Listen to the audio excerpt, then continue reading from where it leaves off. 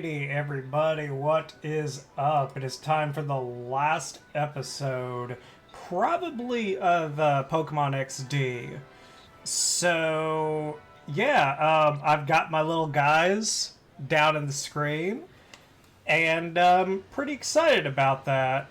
I was wondering if that was going to make a real big difference in the quality of the stream or not, but apparently not. It looks like it's running just fine.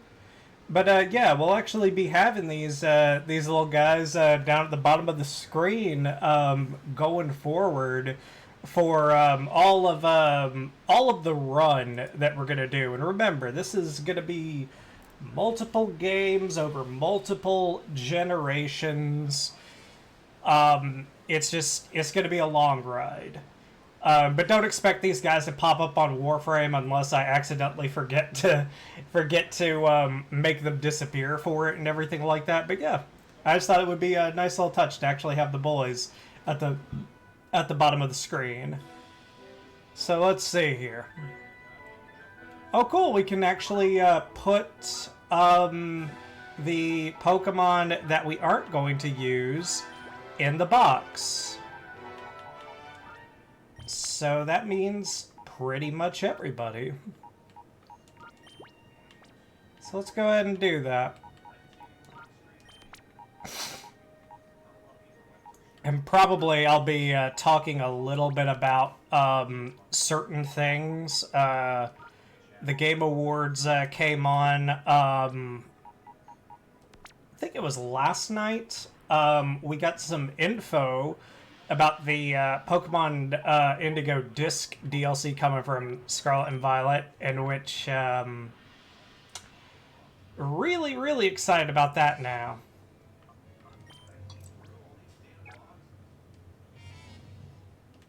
So yeah, we're gonna save right here,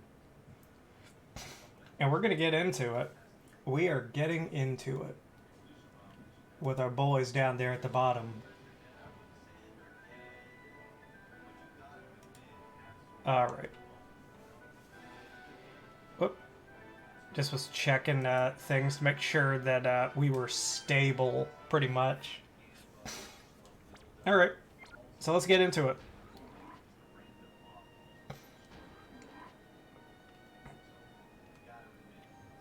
Okay. Oh, okay. That's what's going on. There's an actual wall. You look suspicious. I won't let you go on. Bring it on. Just bring it the fuck on.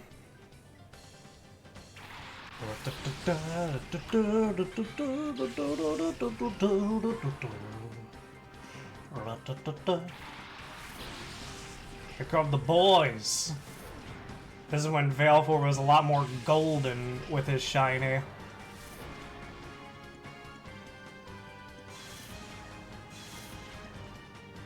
Alright. That kind of sucks, but we can make this work. Let's see. Go with that, and yeah, I think this works.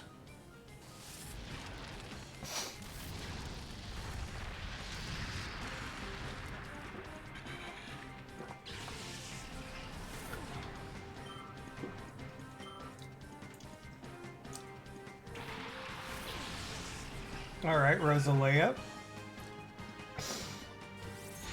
I'm actually starting to see a lot of recurring Pokemon in all of this.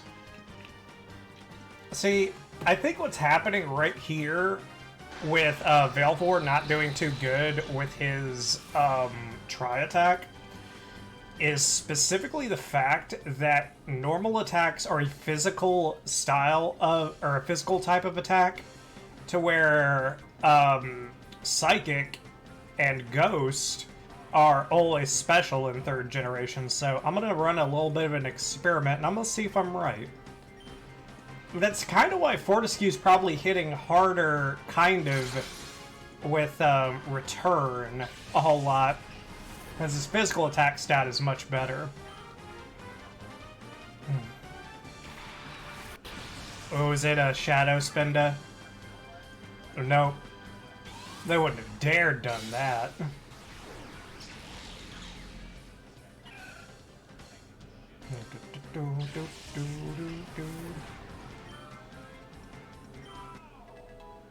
Alright, level 46.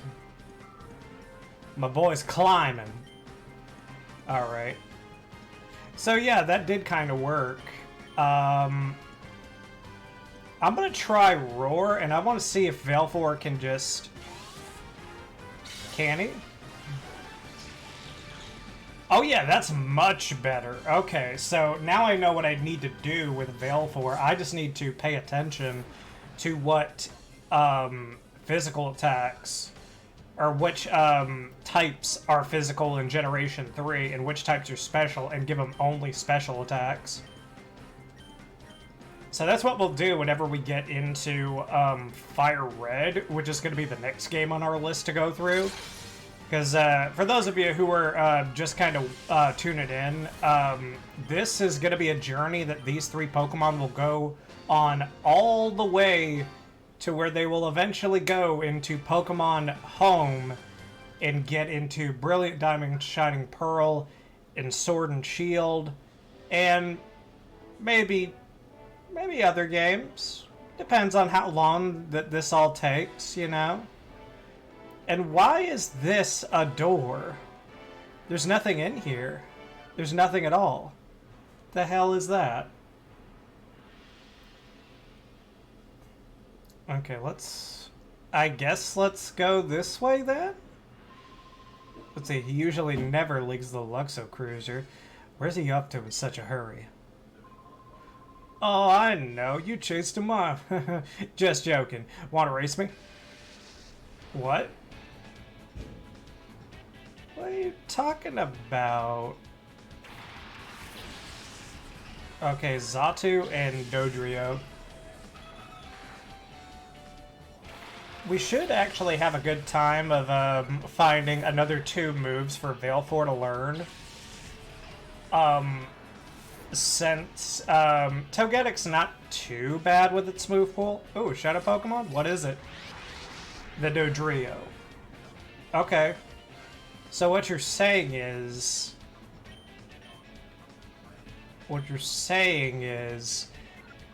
we have to gang up on it first. Because we'll just knock out the Shadow Pokemon.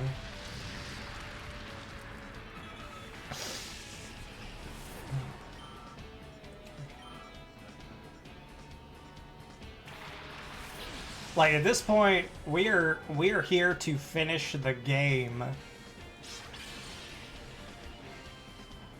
Because, I mean, this is where it all starts.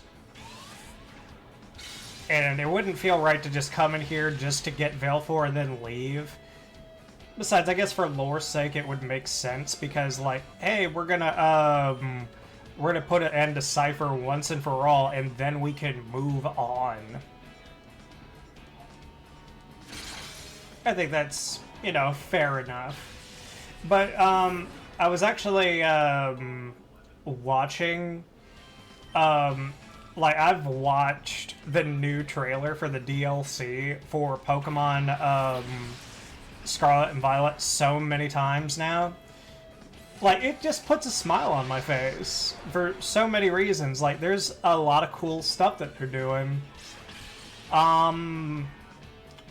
One of the things I'm really interested to, like, kind of experience is the new, like, Pokemon Sync feature. And what I mean by that is there's apparently a feature now, or there will be, where you can actually take direct control of one of your Pokemon and actually run around.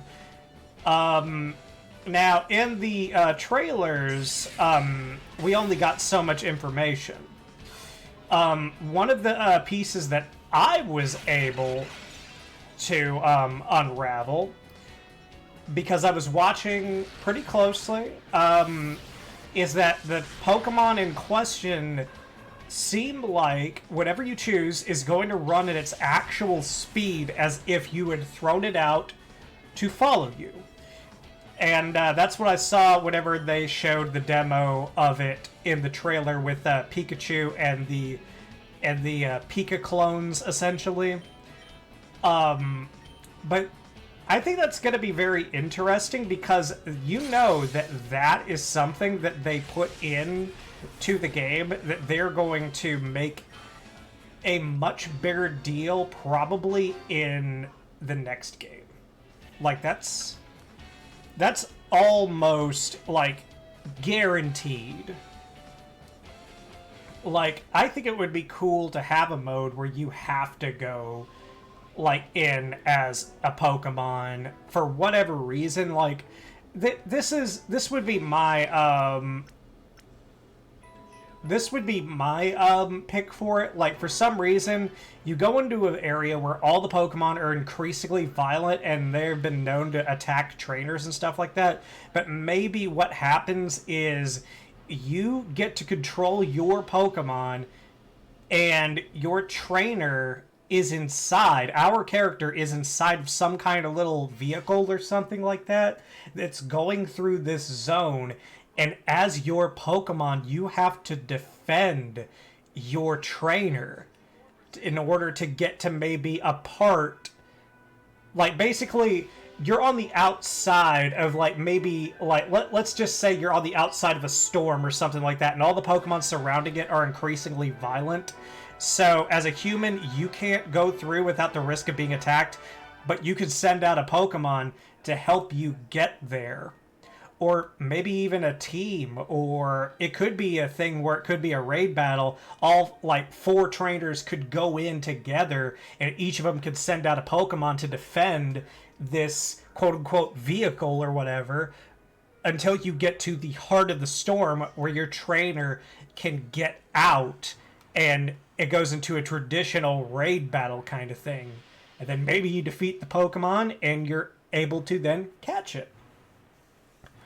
I think that would make for a pretty cool thing, but I'm probably thinking too deeply on it, if I have to be honest.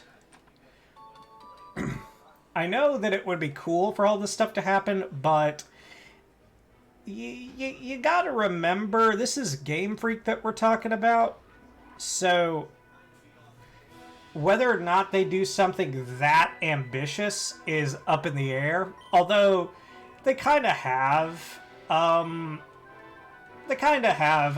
upped their game a little bit.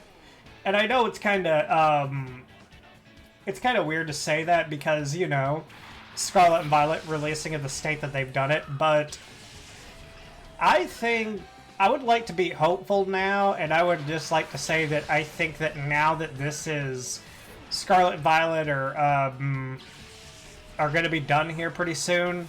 And I think the DLC stuff that they're bringing to the table is going to be really fun. It's going to make it into a really good game overall.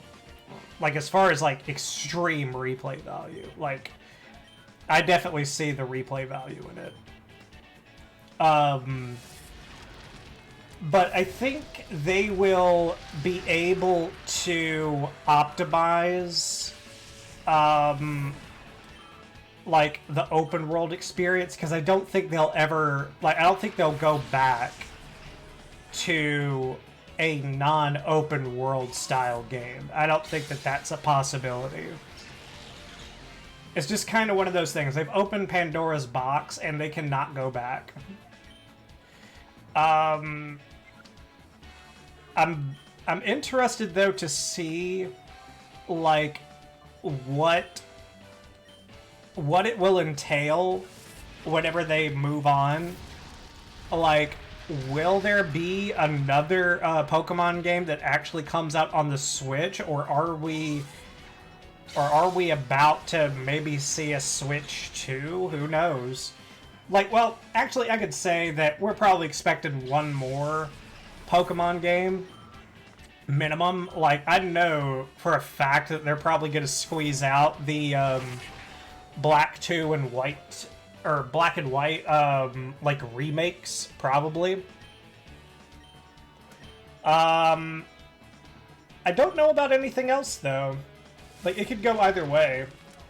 Like, I don't know if they have plans to make the Legends, like Legends Arceus game format into a recurring thing. But it would be kind of cool. Like, that way you could have 3 distinctly, like, at the core, they're kind of the same as far as battling, but I think they're different enough to where it would be pretty cool. Like, if you don't like,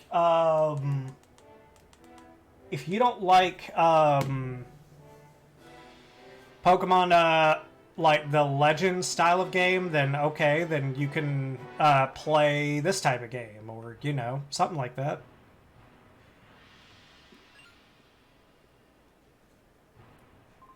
Huh? Maybe are you somewhat suspicious? Absolutely, I am. Hunter just, Jet Soul. Okay. And by the way, this stream is going to be just the conclusion of XD, so I don't know how long this might last, but we're gonna see. But I remember Citadark Isle being a bit longer. Ooh, I may have picked the wrong thing, but we're gonna see though.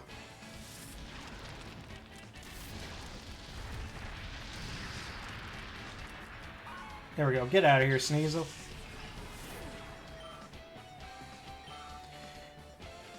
Yeah, but as I said, there's a lot of little things in the DLC that are going to be interesting. Like, there's a Battle League club kind of thing, which that's kind of interesting. They're doing an emphasis... Yeah, I messed up on that one. They're doing an emphasis on double battles, which I think is awesome. And I think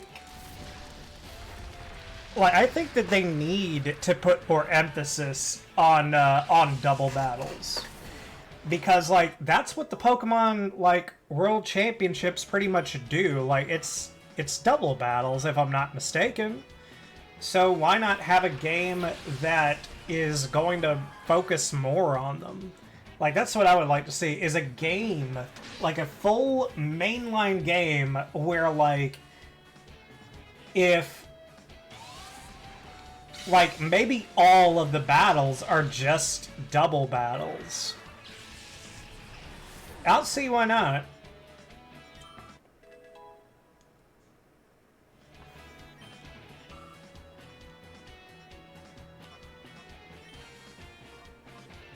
Like, I mean, whenever you go online, I mean, if you're gonna do, like, actual, like, ranked PvP or anything like that, then you kind of need to get used to the concept of double battles and stuff like that.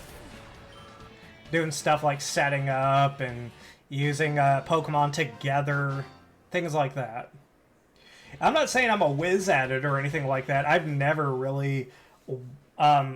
got online to do like hardcore battling. The closest thing that I've ever done... Oh, Carvana. Uh-oh. Wait a minute. Oh! Okay. Boss fight. Because of what you did, Master Greeble was oh so angry. It made everybody miserable. It's all your fault. Well, it was because of your incompetence, lady. I think that's the culprit here. I'm gonna actually move my boys real quick, because I got them all in a nice little folder, so I can move them all at once.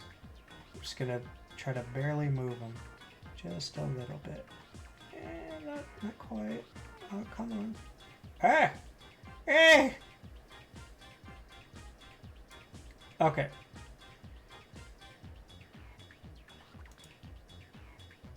Yeah, I think that'll be okay for right now. Okay, here I come. All right, let's do this. Let's do this. Let's do this, Hatsune Miku, way before Hatsune Miku. Or was she? How far back does fucking Hatsune Miku go? Because I'm not a fan and I would not know. I mean, I'm not, like, I don't have an opinion. I don't have a hardcore opinion. I just want to make that very clear because I don't know how hardcore that fan base is. This fucking streamer said that he hates Hatsune Miku. No, I just don't have any knowledge at all. I know that they've been doing a whole bunch of Pokemon art collaborations. What's up, Squiddy Squiddy? How you doing, sir?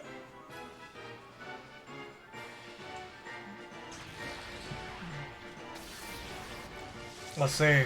Boom! Ah, shit. I'm alright. Just finishing up XD so that we can eventually move on to Fire Red. Let's see. There we go. You see the announcement? You see the announcements for the next DLC? I'm super looking forward to it now. Because shenanigans might have to come into play if I have anything to say about it. And some Pokemon may have to come through time and space to join the party. So basically, there's a lot of cool stuff. They announced that there's going to be a feature to where you can actually manually like take control of a Pokemon and run around as that Pokemon and like explore the landscape and stuff like that. And it can be any Pokemon. To the point where even like flying Pokemon, if you run off of a ledge, like they will actually fly. So that seems like what they're doing is it sounds like they're gonna do that as a beta test, essentially. That's my guess, is that they're gonna do it to see like how they can get it to work and see if players actually want to do that and take part in it, to which I think that's going to be received fairly well. I think it is.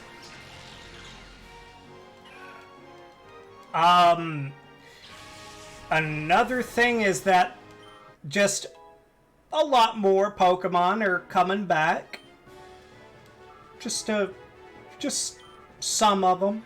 Just a few more than people originally thought. It's more than what the original leaks actually indicated. So that's pretty cool.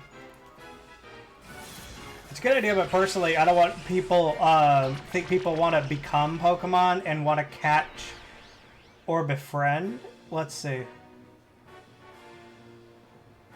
I had an idea about that. My idea is that what they might focus the whole thing around is the concept of you, like, in the future, you may have to, like, sync, because that's what they're doing. They're like, you're basically mind melding with your Pokemon. That's what they pretty much implied.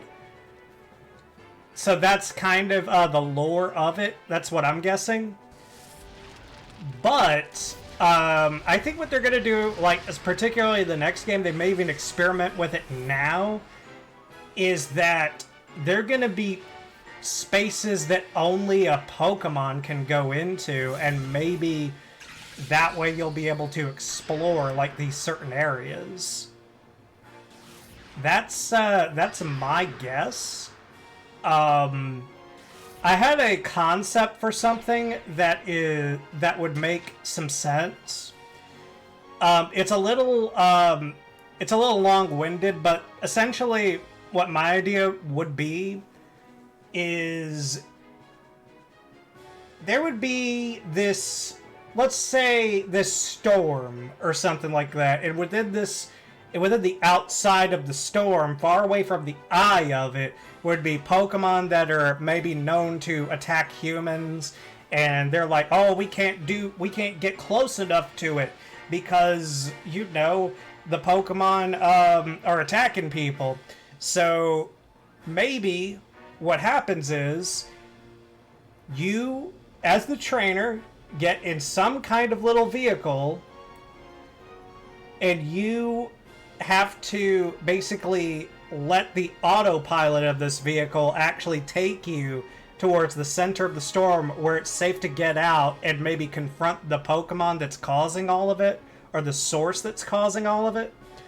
And as the autopilot is taking your trainer, you take control of your own Pokemon and Pokemon Go style battle Pokemon that are trying to attack the vehicle. It could be less than that. It could be just your trainer is just, you know, going and you just have to, like, protect your trainer or something like that. Like, I think that might be kind of cool if that's what they're kind of going to go for, but it's too early to say right now. Uh-oh, someone's getting KO'd. No? Okay. I think, like, I'm gonna like it a lot, the feature, because something that I noticed by watching the trailer is the fact that it seems like they're going to stick with the actual speed of the Pokemon as if you, like, threw it out and, like, you had it follow you. That speed is what the Pokemon will be. So there are definitely going to be some Pokemon that are going to be much more interesting to take control of, because either A, they can fly, or B, they're very fast. Like, and you can't tell me that a lot of people, like, aren't just going to go straight for taking control of their favorite legendary Pokemon. Let's see. Another thing that they're doing that's pretty cool. I'm trying to remember all the stuff. They're focusing on double battles to the point where it looks like they're trying to basically make you get ready for, like, PvP in Pokemon. Because, you know, like, most of the World Championship stuff and most of the rated stuff is double battles. Most of it. So, they're doing that, and the levels, like, Cerebi actually did a little bit of a, got a little bit of a preview, and they found trainers at level 80 plus off the bat. So, I'm kind of wondering, like, could we, like, I think we may be on the verge of seeing the record for highest level Pokemon from a trainer broken. It'll be interesting to see how far it goes. Like, what if this is the first game in the entire series of Pokemon where you can eventually fight level 100 trainers? That would be something to see. Because I think the highest level Pokemon from a trainer either belongs to Red's Pikachu or Cynthia's team from, like, Black 2 and White 2? One of those is the current record holder, I believe. So that seems like it's going to be cool. But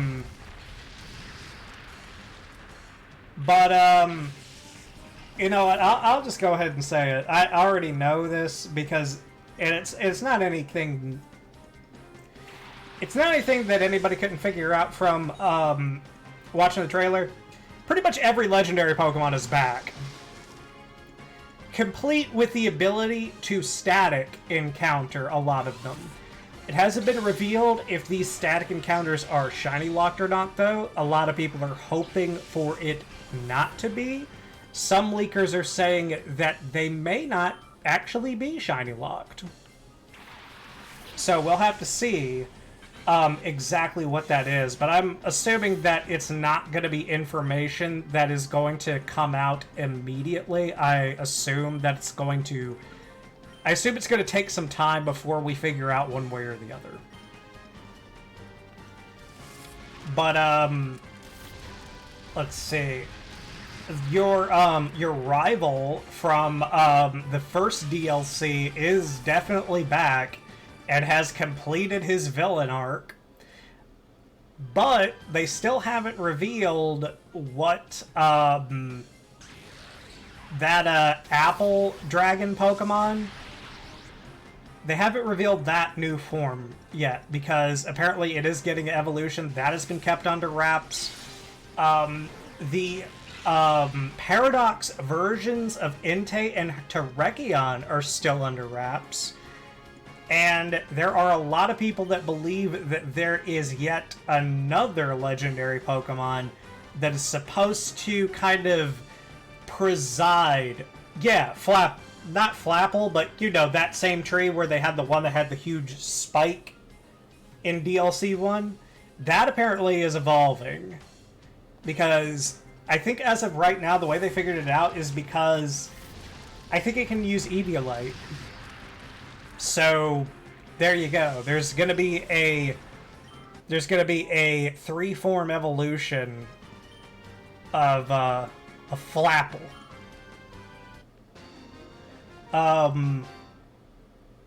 But yeah, there's going to be another legendary, apparently. The leaks are saying that there's going to be a Pokemon that presides over the Loyal 3 from the first DLC. And they're saying that maybe, story-wise, it has something to do with, the Loyal 3... returning in DLC 1, and B, the villain arc of our rival from DLC 1? What the hell? Hey, bud. We can generate even bigger waves this way. Isn't it great? Okay. Sure.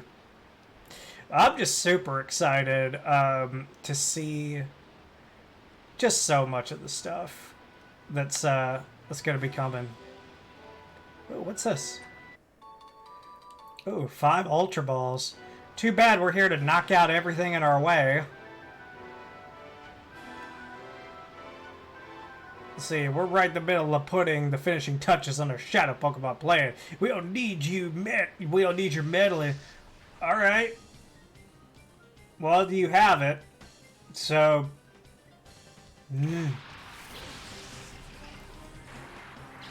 Let's do this.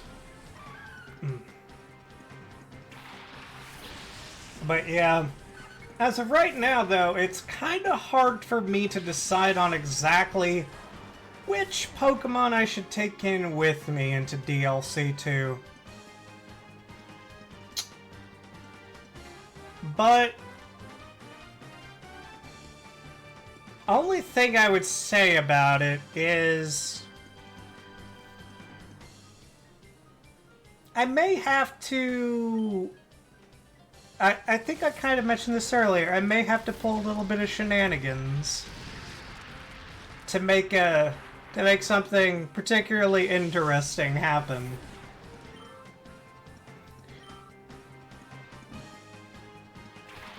Oh, apparently, you can actually trade Pokemon to some capacity with some of the gym leaders. So I'm kind of curious as to how that's gonna go down.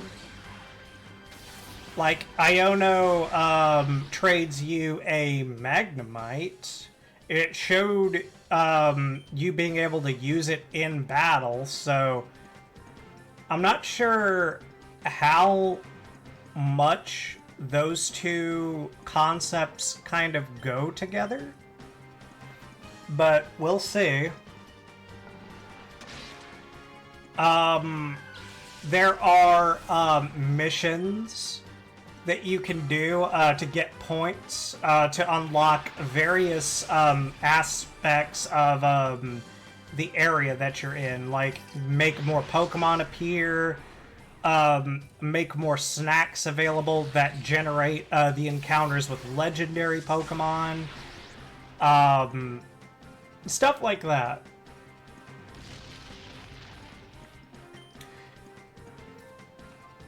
I just know it'll be fun. I know that, like, I'll have fun with it. Like, this is definitely the DLC that, like, this definitely feels like the Crown Tundra of the two DLCs, and what I mean by that is that this is the DLC that they put the most work into. No offense to the Teal Mask or to the Isle of Armor, but, like, if I had to pick one, but if I had to choose between DLC 1 or DLC 2 of each game, it's DLC 2 for both games, because in the Sword and Shield DLC, they brought back almost every legendary Pokemon again. They brought back a lot of really sought-after competitive Pokemon again. They had more legendary Pokemon introduced into the second DLC. I will say though, Teal Mask was a good first playthrough for the story of it. I really did enjoy the story of Ogerpon, because Ogerpon's fucking adorable. Let's see here. But Squiddy, I have a question for you. What starter Pokemon are you looking forward to see in Scarlet and Violet? Because every single starter is back. Like, that was confirmed a while back. Mudkip? Okay. Like, for the meme, or, like, genuine, like, you were a Mudkip stan, and you will hug that little fucker to death. I have to ask, because you know that Mudkip is your favorite starter. Okay. There ain't nothing wrong with Mudkip. I just want to make that clear, because like, Mudkip is pretty awesome, especially whenever it goes into Swampert and everything like that. But it ought to be pretty cool, because you can actually, because of the fact that you can just catch the starter Pokemon in the games now. Uh-oh. Done with... What the...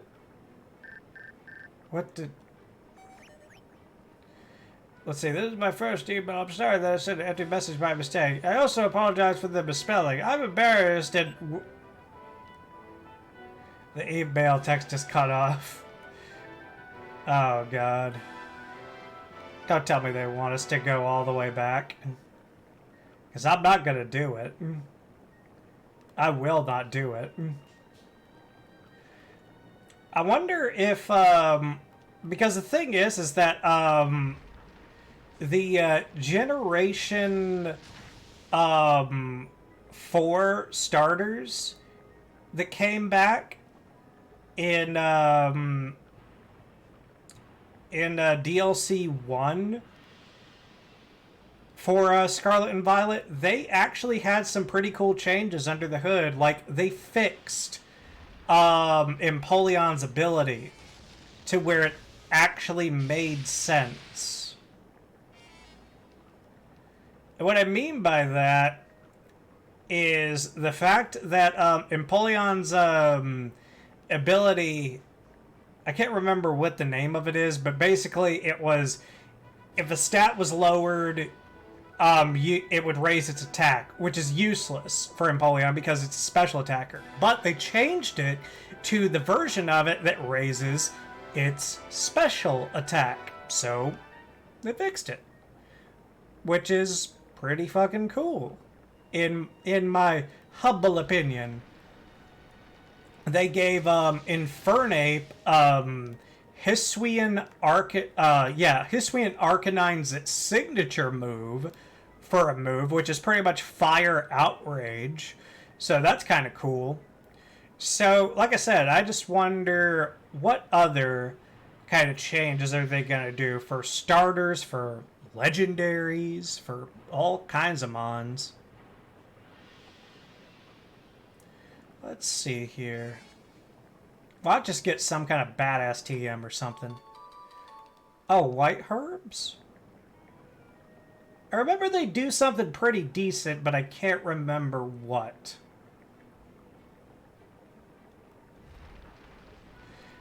Like, if I had, like, Squiddy, like, I don't mean to speak for you or anything on Mudkip and then therefore Swampert, but here's what I would do if I were Game Freak. I would give Swampert a hidden ability that it can use. Because, like, I think its hidden ability, and you can correct me if I'm wrong on this because you would know probably, its hidden ability I think is just damp, and that doesn't allow for yeah. So you see what I mean? Like, maybe in this expansion they will actually change it to something. Like, they could just go with for alligators and just give it sheer force. Fuck it. Like, just give it something.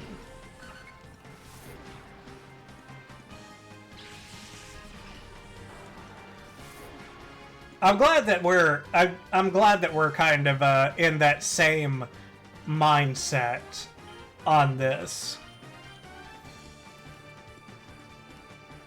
But yeah, like, damp doesn't do it, especially, like, it's worthless in competitive. I mean, how often do you go up into, like, pretty much campaign, like, during the campaign, you'll go up against those Pokemon, but, like, if you're ever going to go into, like, PvP or anything like that, that stuff stops. So, yeah, you're absolutely right. Uh-oh. Oh, perfect! We were going to switch out Velfor anyway! Congratulations! But take this on the way out. Okay. Let's get our boy. Oh my god. How did we not... Wow, okay. Wow, I am so sorry. Even in story mode, you hardly ever see an opponent with Electrode or Fortress. True, I think they kind of stopped doing that at a certain point, because I know in the earlier games you could run into that. But yeah, it's been a bit.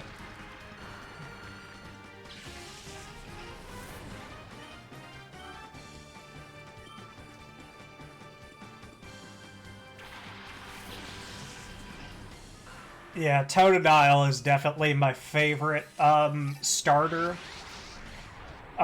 Because, like, whenever Generation 4 hit, like, I just kind of read through, like, how... Let's see. PDF XD was the last game I remember that you remember. Oh, that you remember Self-Destruct, actually. I gotcha. Okay. Fair point. I just wonder when it's going to happen to me.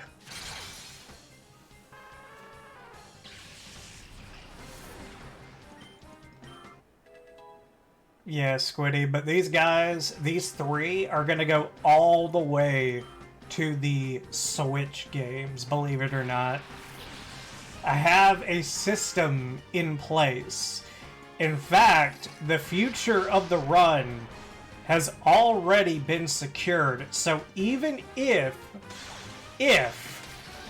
mind you, even if Pokemon Bank goes down, the run is still secure, no matter what.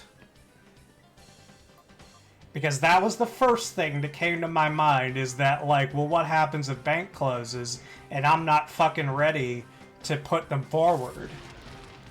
And now, that's not even a concern now. So, That's a load off of my mind, because this is something that I really want to do. And this is something that I can actually see myself enjoying for a while.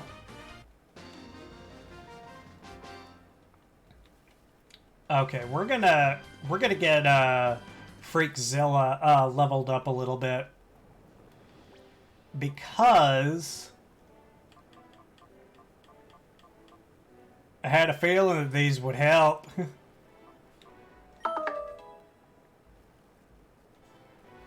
Level 46. And 47. Okay. Wants to learn the word screech. Nah, we're good.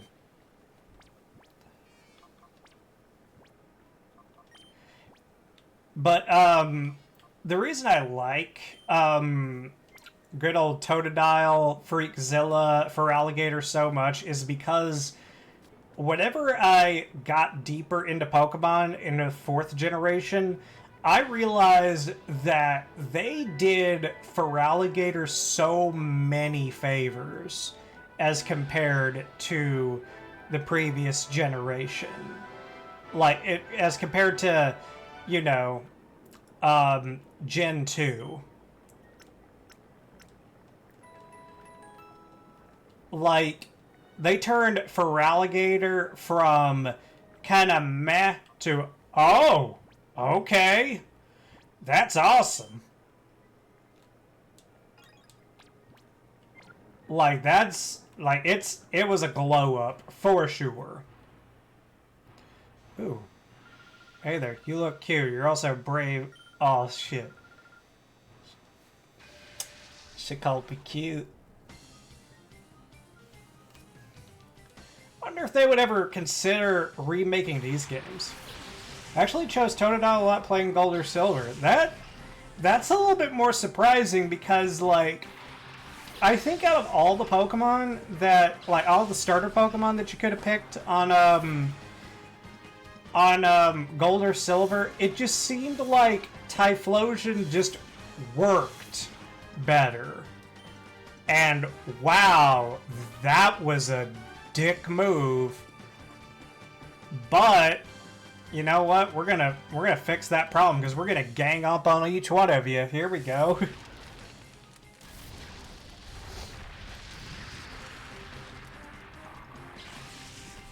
But then again, if you chose Totodile, that means that you don't really get a good use out of the red Gyarados, though.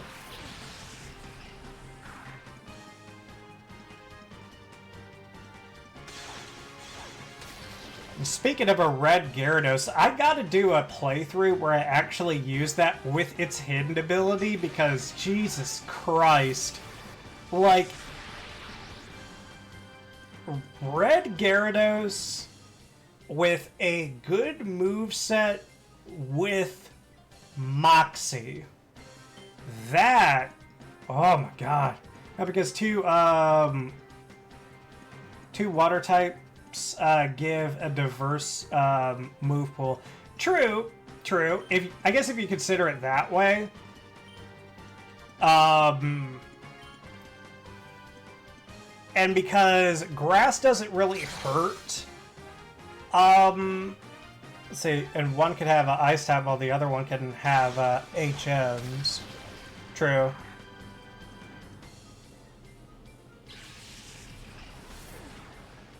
I mean, if you wanted to, you could have Feraligatr pretty much have Earthquake to cover its ass against electric types, and then Ice Beam to cover it against, like, grass types, and there you go.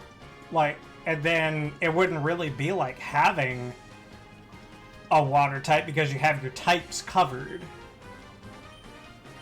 And then that allows you to kind of experiment around with Gyarados' moveset. Let's see, through then generation I was pretty heavy on water type because it was the only type to cover its weaknesses. That is actually a really good point. Like, I didn't really think about that. because most water types have access to an ice type move, and there are a lot of big water type Pokemon, fully evolved ones that can learn like Earthquake or what is it? There's a special type version of it too. Fuck, I'm not gonna remember it.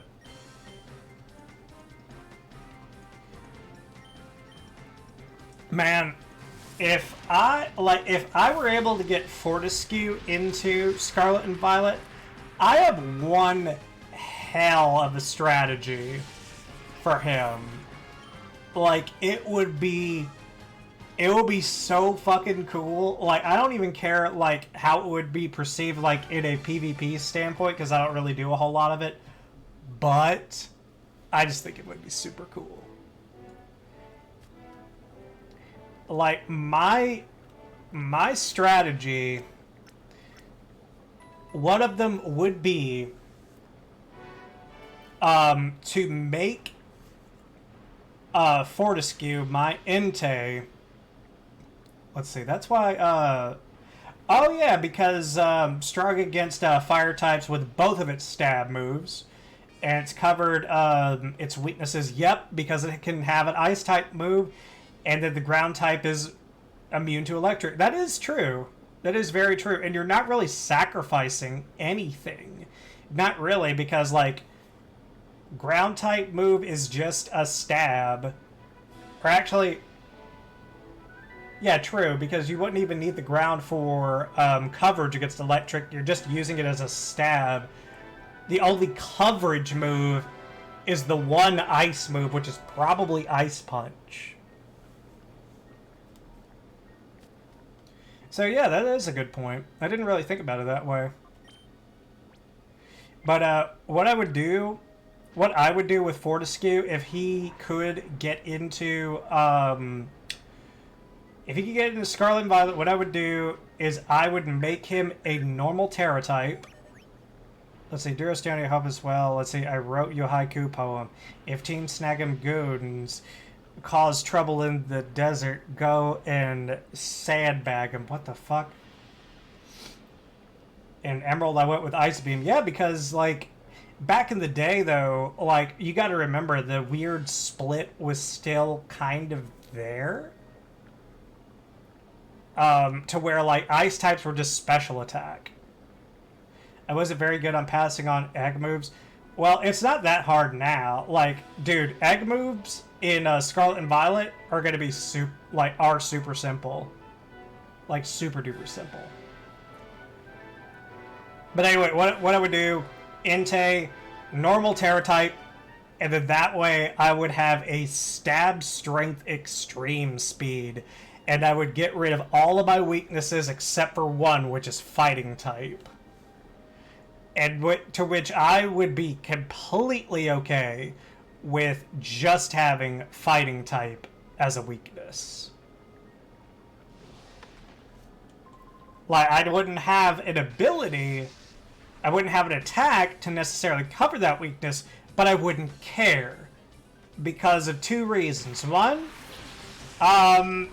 if they could get me, they can get me. But I think a extreme speed that has a stab bonus to it, I think it could take care of a good bit of Pokemon, considering Fortescue's pretty fucking sizable attack stat. What is up, Asher? How you doing? But you been ducking me, son. Joking. Here we go. Okay, yeah.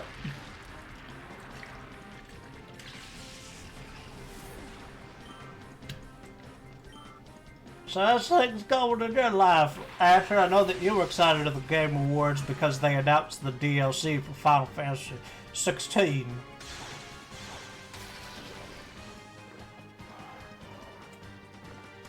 Get out of here, camera up.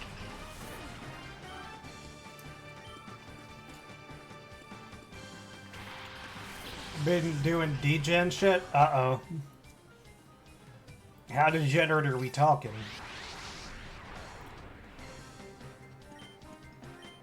Or can you say what it is because the FBI man is watching you right now?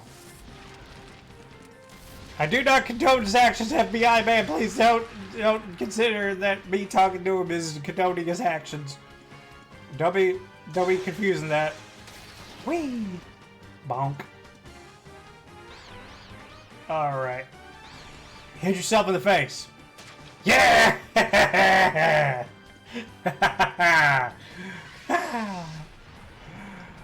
Oh, that was good. Stream died for a sec. Let's see.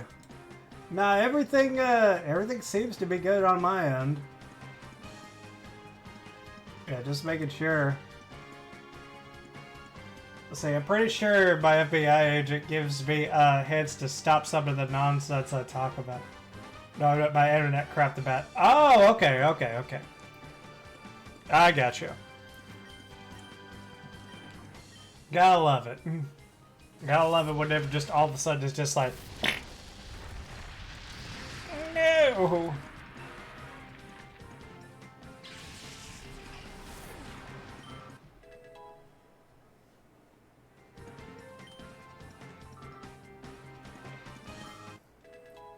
$50!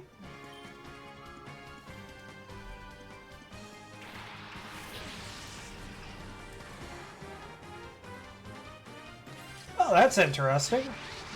I didn't know that there were any Johto Pokemon that were Shadow Pokemon in this game. Well, actually, that's kind of dumb for me to say because Lugia, you know, big fucking Shadow Lugia. There's too many fucking games I want to play coming out. Yeah, I actually found some that were announced through the Game Awards to where I was like, oh, okay. I got something to look forward to. Cool. And it's actually within the somewhat nearish future. Like, I kept on forgetting what the big, gigantic, like, maybe Elden Ring-sized, fucking ninja game was. And I remember what it is now because they showed it a little bit. It was the last, I think it was the last Ronin, or something about, or something close to that. It's supposed to be like a huge map kind of Souls game. So looking forward to that, because Team Ninja, I like their Souls likes. I loved Neo 2. Wolong wasn't quite as good, but I still enjoyed it. Even though there are 2 fucking expansions to it that I haven't played yet.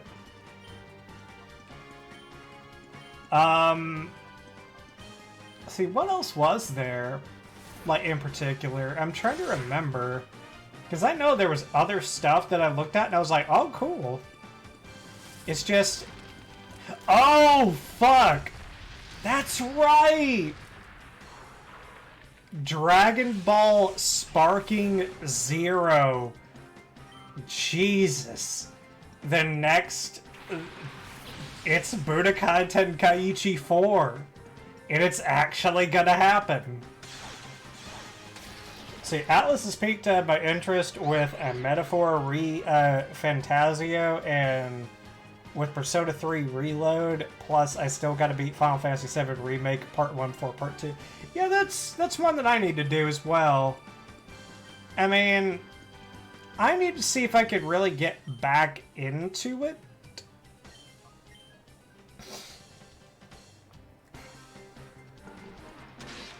Because, like, for some reason, I don't know, something about it, like, something about 7 Remake was just kind of...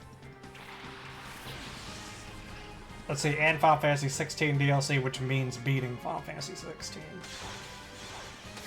That's neat.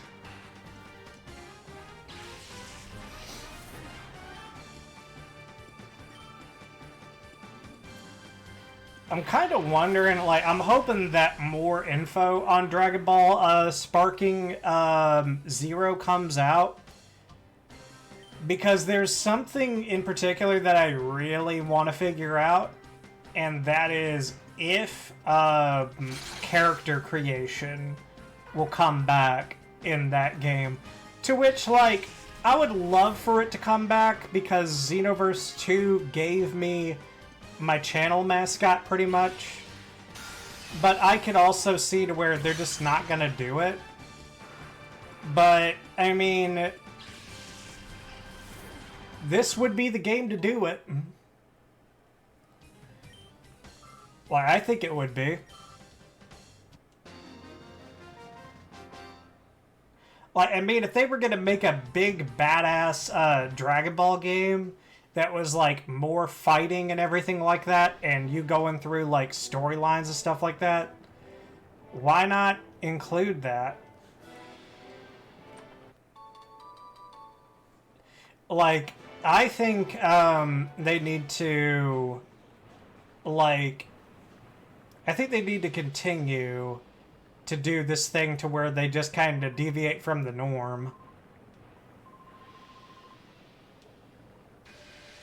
And I purchased Splatoon 3 DLC, so I got, say, and Xenoverse 3 DLC, so it's still, oh god. Dude, that is why I kind of pace myself when buying games now, because, like, I was thinking about getting, because I still have, you may know about this, but Nintendo has that little coupon thing that you can buy to where you basically can redeem 2 coupons to get games, and the price is, like, discounted. So I still got a coupon for 1 game, and I was gonna do Super Mario RPG, but now I'm not so sure. Like, if I'm gonna redeem it on a game, I'm either gonna redeem it for the the Paper Mario 1000 Year Door remake that they're doing, or the next Pokemon game. It's one of the two. Hitmonchan. Hell yeah, baby. Oh, wait a minute. I could... But yeah. What did you think of what did you think of the DLC trailer for Scarlet and Violet, Asher? Because they showed a couple of things in it that I was like, oh, that's kind of neat. That might be kind of cool. Like, particularly that little sync ability to where you can, like, take direct control of a Pokemon. I'm kind of curious to see what they try to do with it, because it seems like it's going to be something that they integrate into a future game. And they just snuck it in the tail end to probably just give us a little bit of a concept or a demo of the ability to do that, so that whenever it happens, say, I would bet money that Pokemon announces more games fairly soon, within 2 months. I don't think that that's very, I don't think that that's a very far guess, because, I mean, they're coming up on the DLC 2 for Scarlet and Violet. So that brings the question, what's next? And they have to answer that question. And I can't wait to see what the answer is. I mean, I'm gonna buy it no matter what. I'm sure that whatever it is they got in mind, it's gonna be pretty good.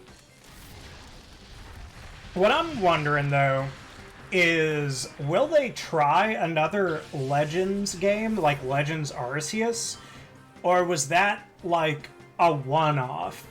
Like, what do you think, Asher? You think Legends was just a one-off, or do you think, like, they will actually add this into some kind of, like, game rotation? Like, personally, I wouldn't mind if they actually had a rotation. Another Legends game would be awesome. I'm just wondering how likely it is. Because I don't know if it met their numbers or not for sales. I don't really know. Like, because people can say what they want to about the game. Like, oh, it was good. Oh, it was good. It was definitely a one-off. It sold like shit. Let's say nothing but money. See, that's the point that I'm trying to make, though, Squiddy. Like, as bluntly as Asher put it, the bottom line is, did it earn them money enough to justify doing it again? And I don't think it did as much as they wanted to. And they could do it. I mean, like, they could just have it as a filler game. Because, like, they could pretty much have, like, a Legends, a remake, and then a main gen game. Like, each year. And I know that sounds like a very Call of Duty schedule, but, let's just get into reality for a minute. That's kind of what they want. They want to keep cranking these things out. And that's what they're going to do.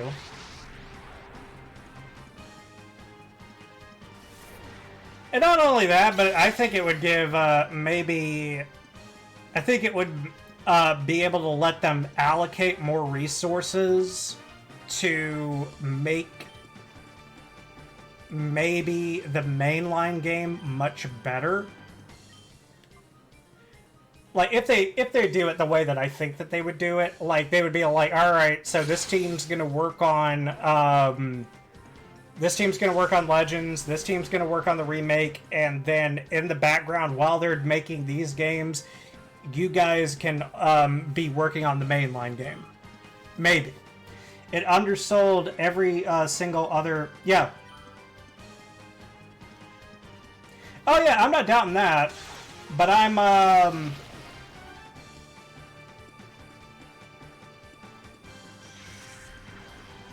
just wondering how bad it did.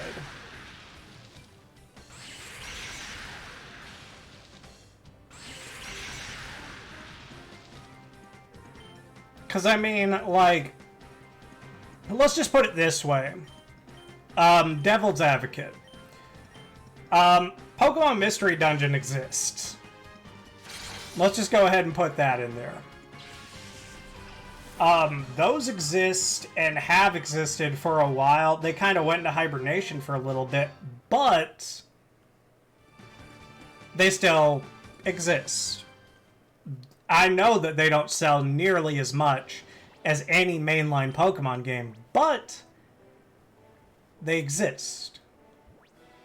And they continue to exist.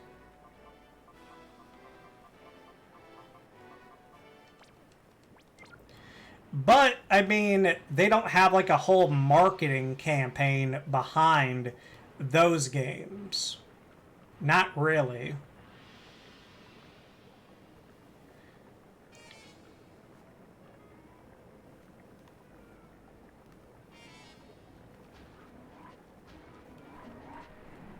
Let's see, let's go down here. Asher is fetching the numbers. And by the way, Asher, I'm not arguing with you one way or another. I'm just saying that, like, there's probably a threshold to where they're probably like, okay, this is justifiable enough to keep doing this.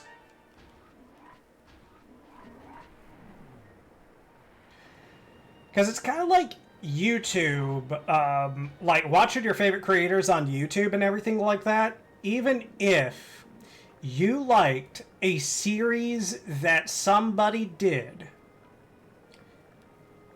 and you thought it was the best goddamn thing ever. YouTubers that make a career out of doing content are going to go by the views, which views translates into monetization, which translates into money in the bank. If they don't think they can earn money off of a series, they will not do it. And that's not just me being negative or anything like that. That's just reality.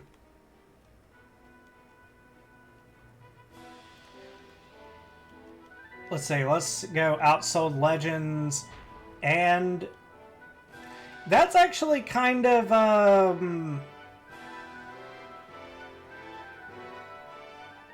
that's kind of interesting. Like, I wonder, then that makes me wonder, so if we were to get a quote-unquote different style game that still somewhat connects to the mainline games, would it be a Let's Go game? Like, that could be next. Like, Let's Go Johto? But I would be very, I'd be interested to see how that would go. Particularly what the cover Pokemon would be. Because, like, would they just do Pikachu and Eevee again? Or would they actually go with something that is from Johto? Oh, you want to know what would be interesting, though? Let's go Umbreon, let's go Espeon. That would be... Ooh, that would be interesting.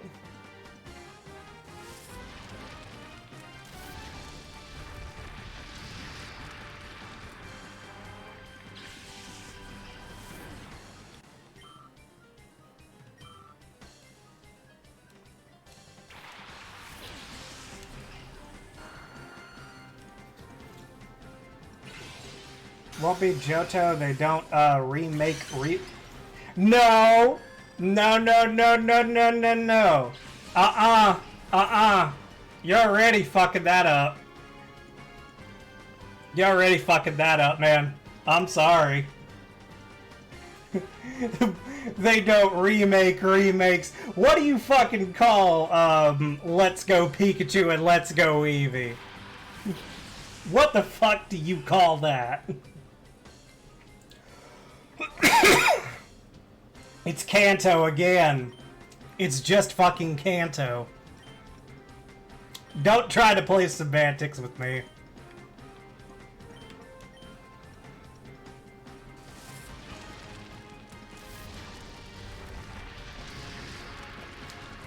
So we're gonna separate red and blue from yellow. They've made 2 Kanto games right there. And then you consider Fire Red and Leaf Green. That's another 2 games right there. And then Let's Go Pikachu and Let's Go Eevee. Come on. They can do it again. They will do it again. Doesn't matter. Let's Go is not, is not frig remake. Yeah, it is. It's all Kanto. It's all Kanto with like a little bit of extra story element that comes from like... Actually, not from the manga, but it just like kind of deepens certain stuff.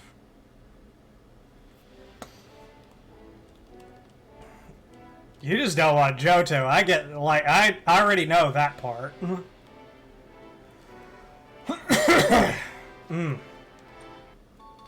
I ate popcorn before this. Don't worry about me. Okay, so we got 3. And plus, I already found out that you were wrong about something else, but we're not going to go into that. I'm not going to argue. We're good. That's literally not the same, my guy. Let's Go doesn't have Sevi Isles. You're coping. Not really, dude. You're just playing like super semantics right now. It's Kanto. Kanto is Kanto is Kanto.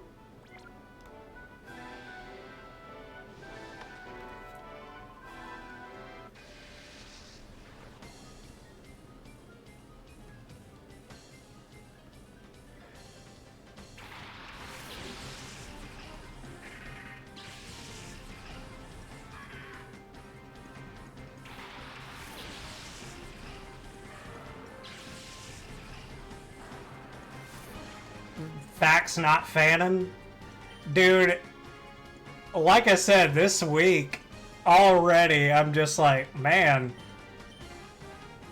you were wrong on some shit, so...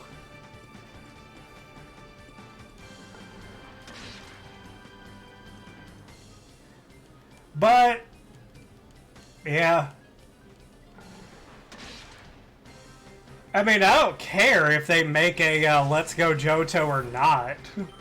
Let's get that, like... What are you even talking about? I'm not going into it. Because if I say anything, all you're gonna do is be like, nah, That's fine. I don't really give a shit.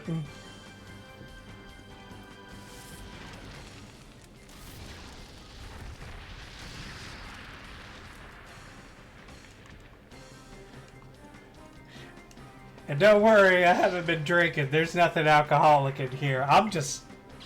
Whenever I get to a certain part of the day, the inner sass comes out.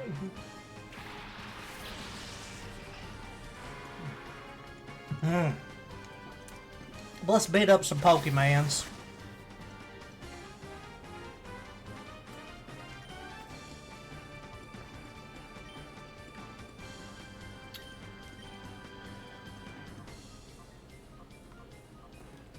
I would say, though, as far as, like, if it's about legendary shiny locks that's unfounded and you're tripping balls, have no idea when we even got into that as a conversation, but it's not anything about that, so we're good.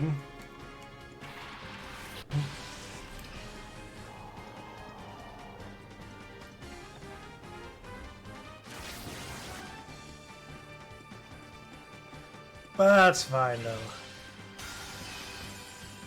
Boom. Can it freeze? Can it freeze? Ah. I've only been able to hit freeze once in this entire game. Is freeze just that? Is freeze just that damn, like, rare a status condition? Is freeze, like, the rarest status condition? Or have I just not used ice-type attacks enough?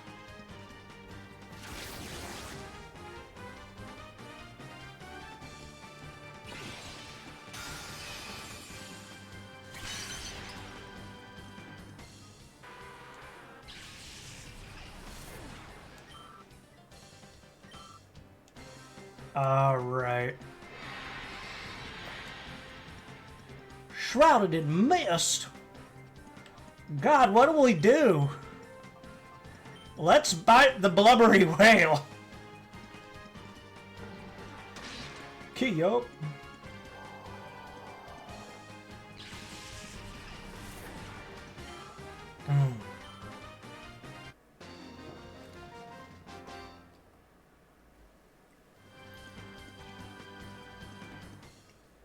You had to capitalize the W and well?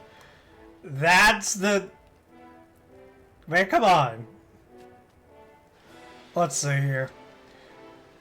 Oh, that's... Wow. Okay, so we are moving up. Okay. PP Max. Dude. That's me right now.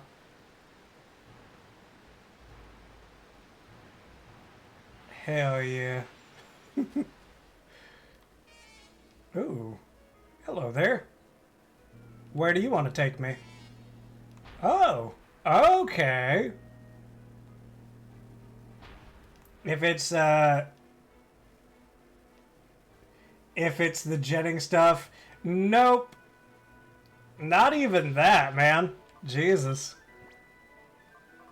You're like, what is it? Sir. What could it be? You must tell me.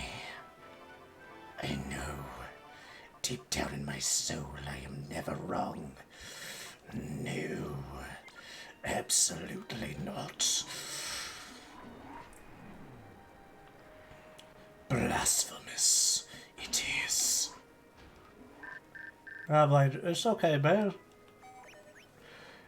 Say, hope you're well. Let's say, been... What? I'm not reading that out loud. What the fuck? That motherfucker's gonna get me canceled. Hold on, what are we doing? That will be on your own head. Jesus Christ, man. Anything else you want to say? If you do this, then there will be no turning back for you. You don't want to see what happens when you tempt fate. You'll be alright.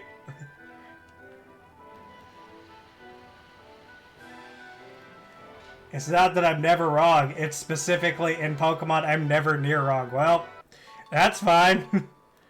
Alright. Well, at least there's that. I have it. I have it.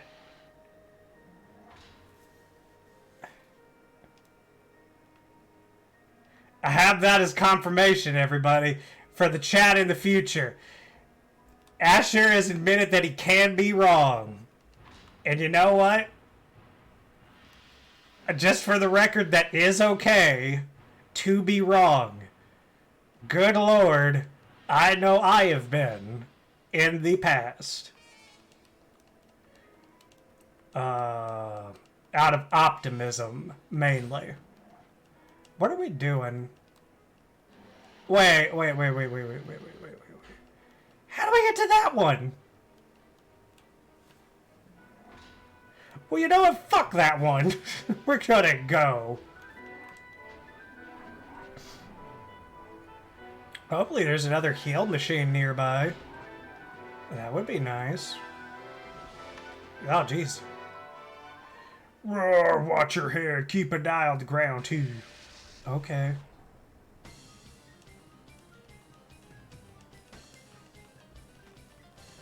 I don't know, man. The way you just carry yourself about it sometimes. Like, so many times you're just like, never gonna happen. Never gonna happen. Never gonna happen. Ever, ever, ever. For never. Forever, ever, for never. Never, ever, for never.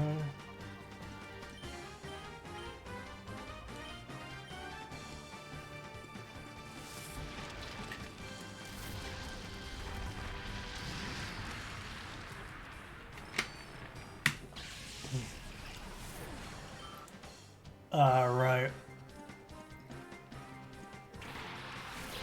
Oh yeah, and whenever Freakzilla actually levels up, we'll switch.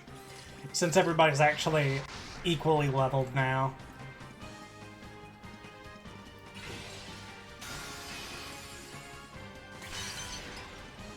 Yeah, I knew that wasn't gonna work.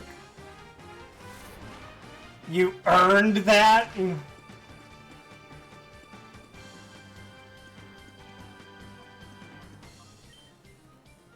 I earned this mentality. Oh, wait a minute. Yeah, we can still keep going. Jeez.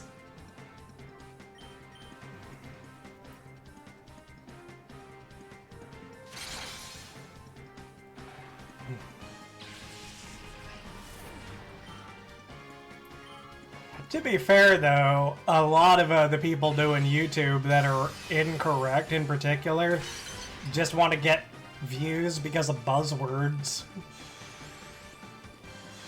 Like, a lot of them probably don't even believe the shit that they're actually saying. To be fair.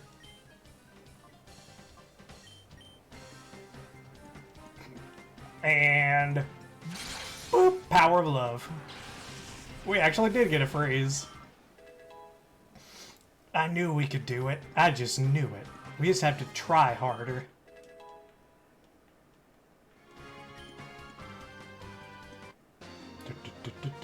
Bum bum.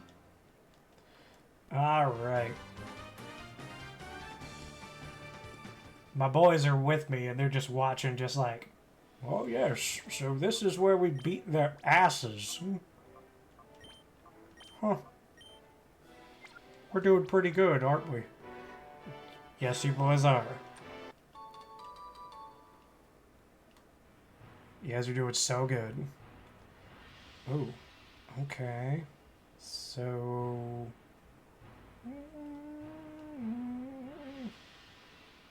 there we go. 4 full heals, okay.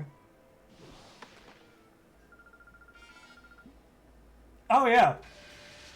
But do you think that there aren't, like, those YouTubers have always existed. They always want to get some kind of view on them, like, especially the people that, like, run those, like, this is a whole different level of dumbassery, is the people that run the trailers for, like, Pokemon Legends Celebi and try to pass it off as legit, and meanwhile it's just, like, a fan-made, like, animation to where even the people that made it are just like, I just did this for fun. And meanwhile, this guy's being like, it's totally real. Look at this. Look at this. And then, like, they rake in revenue because they're monetized. Sir. Because so many people watch it, get clickbaited into it and shit like that.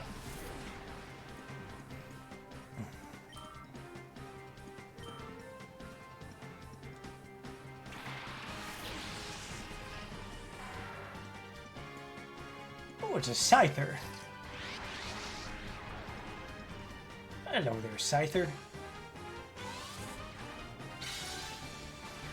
Give him a wag of the finger. Ooh. Uh-oh. Ow! Damn it, you hurt my little baby boy. Fucking son of a bitch. Let's do it.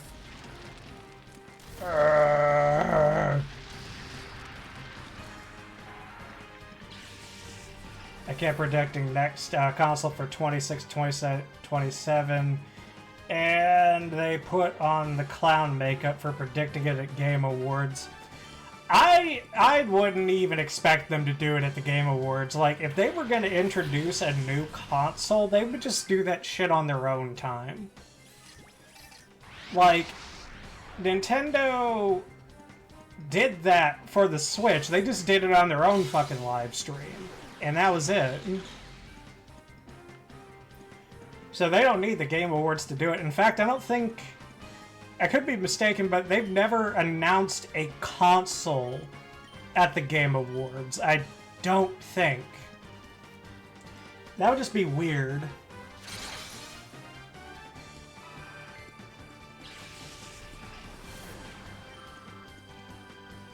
Oh! Fucking Monster Hunter Wilds. That was one that I was thinking about, but unfortunately, it's on PS5. And the thing about a PS5 is I can't justify buying one. There's sadly a hard to draw a line between someone being genuinely dumb or trolling. True. But yeah, like, I didn't even have to see much of Monster Hunter Wilds to be like, oh man, this will be good. But like I said, it's going to be PS5 exclusive to start, and I cannot justify buying a PS5. I can't.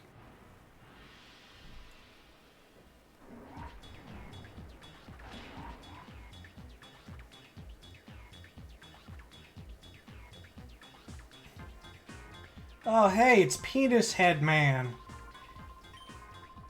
His hat is built for your pleasure. Man, we better defeat him, or I think some bad things are in store for us. This is actually going a little bit more swimmingly than I expected. I mean, we do have good, very good Pokemon, but I don't know. I literally don't recommend people to buy. Yeah, it's shitty. Yeah, I just like everything that I can play, like everything on PS5, I could play on my PC perfectly fine.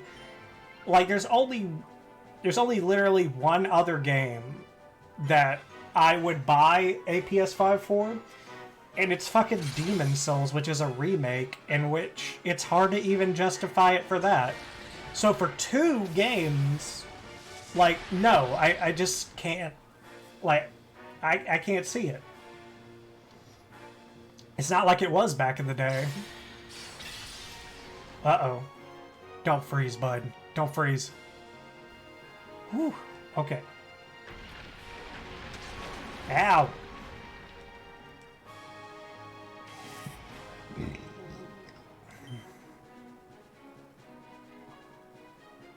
Let's switch targets.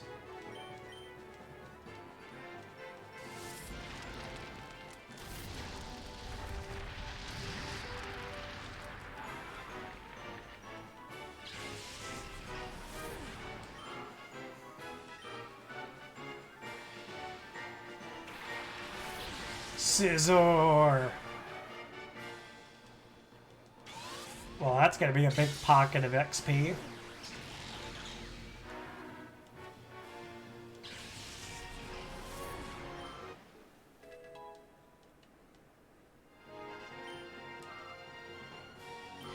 And, like, same thing with Xbox, because, I mean, like, you'd be hard-pressed to find, like, a quote-unquote Xbox exclusive that would even be worth your time. Because, I mean, do they even have anything that's exclusive? I don't think so. I don't know. I know that they're eventually going to bring back Fable, but I'm pretty sure that that's going to wind up on the PC. Like, from the start.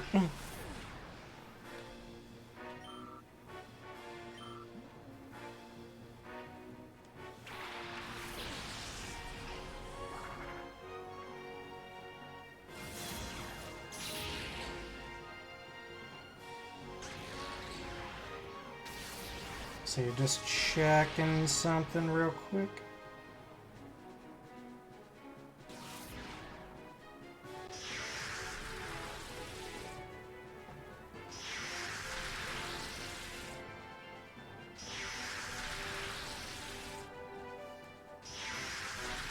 Oh, jeez. I'm surprised that they didn't make a little form for cast form for whenever this happens. That'd be kind of cool. Can this actually work? Xbox doesn't have exclusives, it's Microsoft exclusives realistically. True. Yeah, that's pretty much what it is now, is that Microsoft is the exclusive, and you can either do it on Windows PC or or Xbox.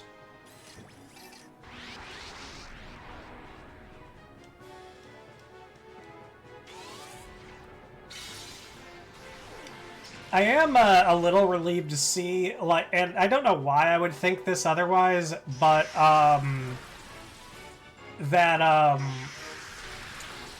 that the Dragon Ball Sparking Zero is gonna be on Steam.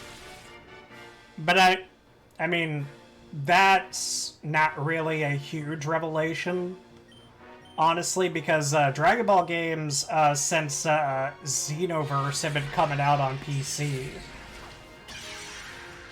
Which is something that, like, I didn't know if I'd ever see, but I guess with the advent of, like, I think just PC gaming has come a long way.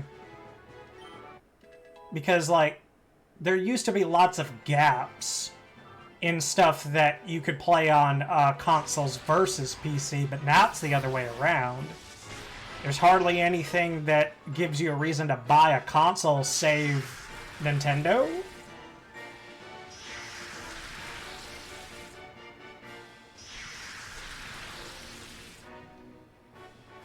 Alright. Let's pull this one out by the skin of our teeth, boys. Uh-oh. No! Damn it. I got a little too cocky. But that's okay, because Freakzilla's here.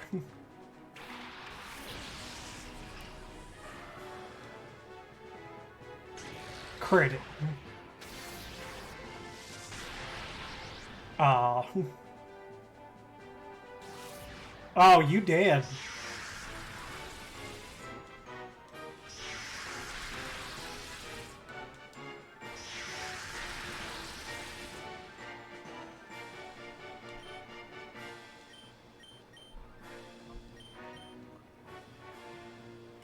This should do it.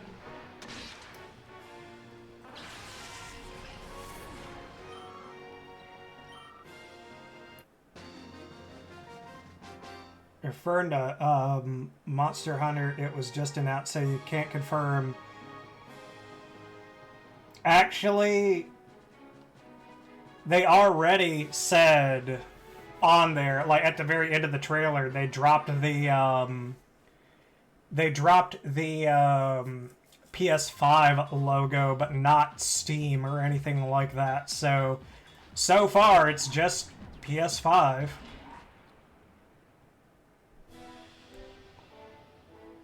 Does that mean that we can go down this way and get healed up? Let's see.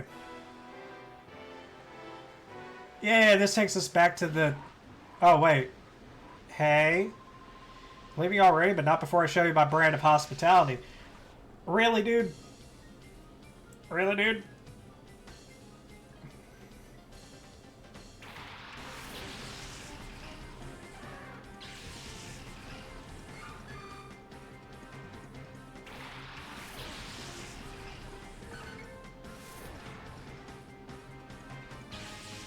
We should have healed. We really should have healed. Wow. This is bad. Alright.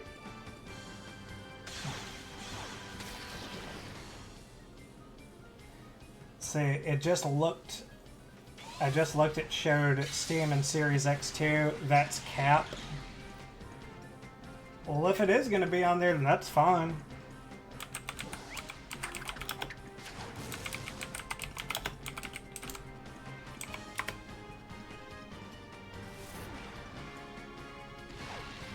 Oh, it's going to launch on all... Oh, okay, cool, cool. Then I would definitely get it for Steam, then. Thanks for clearing that up. That's awesome. Because I know that they kind of had this thing with PlayStation for a bit. But yeah, that's a relief, for sure. I don't have to buy a PS5. Fuck yeah. We should celebrate. Let's kiss each other.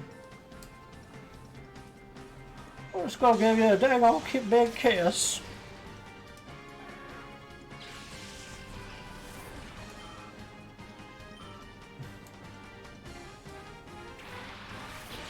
Alright, wheezing.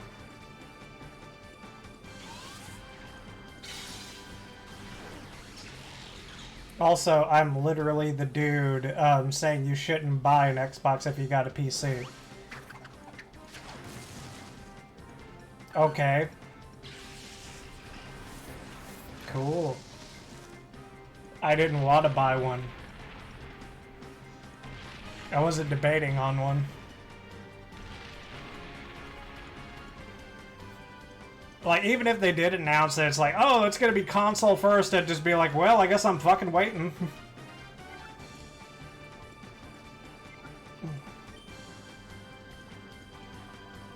How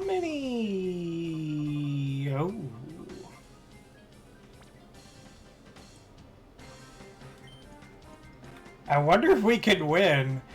Ooh, hold up. Wait a minute, maybe. Okay, that's fine. I'm gonna see how hard it hits. Blissing.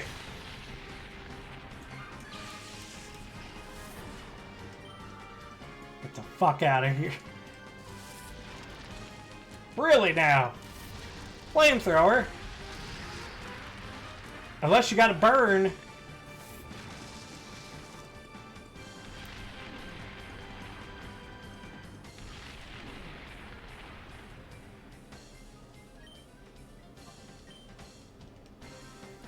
Alright, here we go. Get out of here.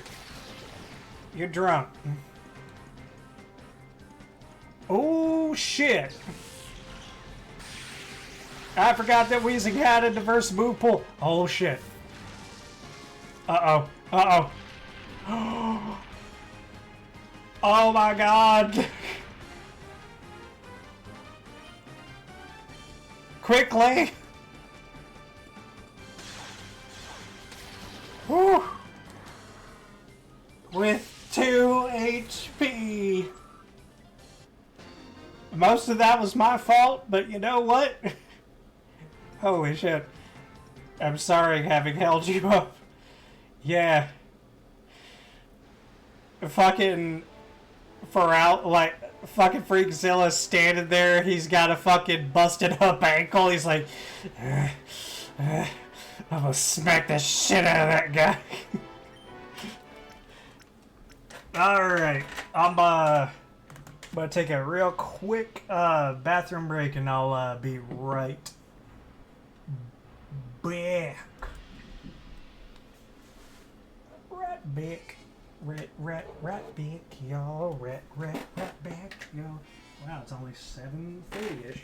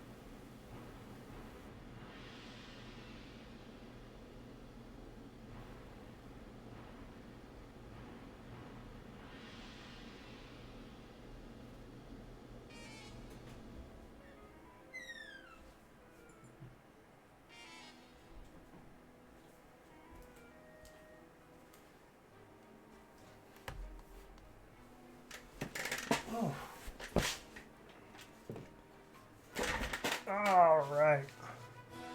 I'm back. And boop. There we go. And the boys are back down there. And we're about to finish this shit up.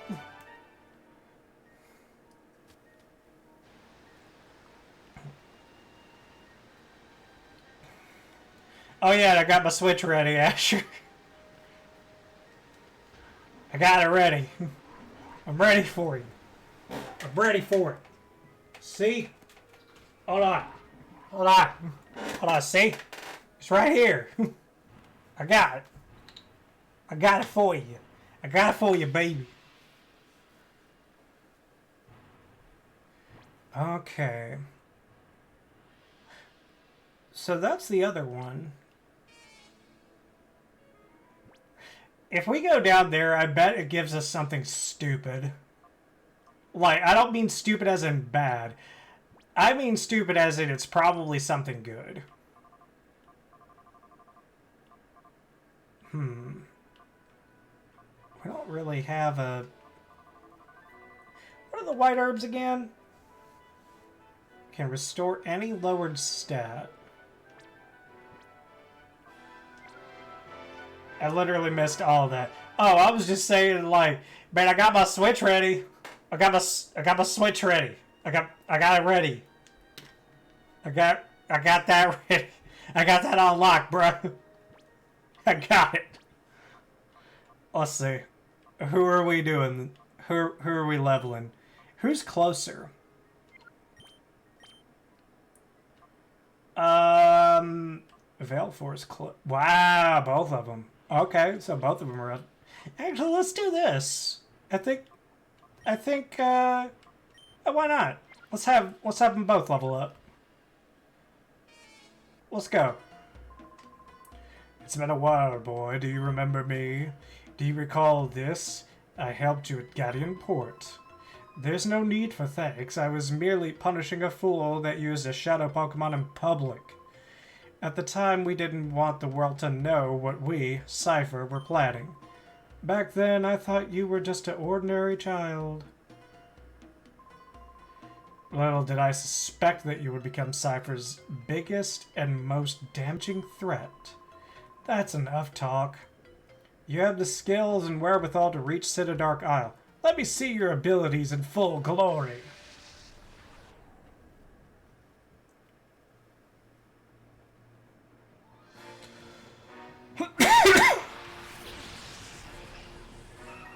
Alright, let's go.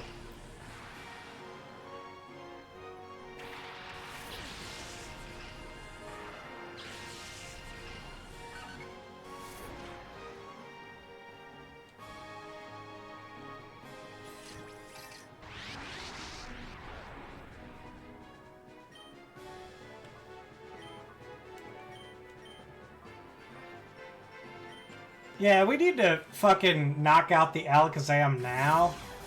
I am much more concerned about that.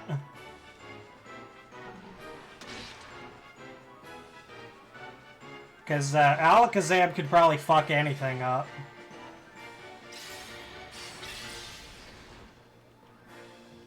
And that is just kind of an example. Get out of here.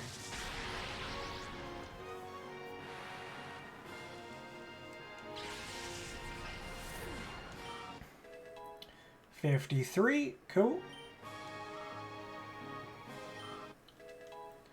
And there we go. Somebody left.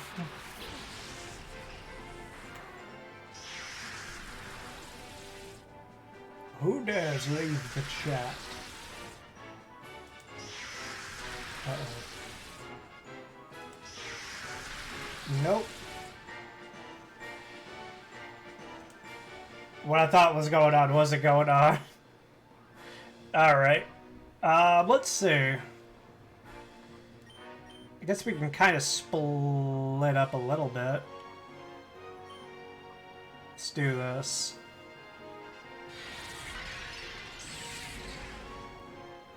Who will you attack? Ow! Fucking bitch!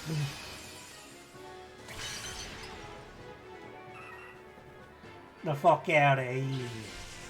The fuck out of here. Heracross. Fuck yeah. Heracross is fucking awesome. I like Heracross.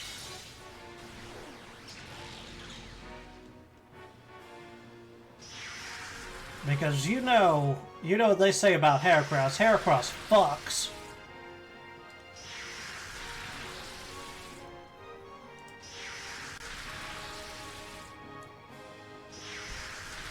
I'm actually kind of curious about something. Hold on. Let's see.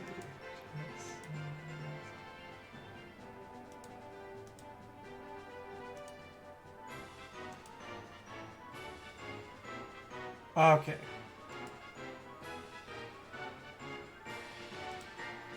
All right. Oh, okay. Come back. Okay, back to it.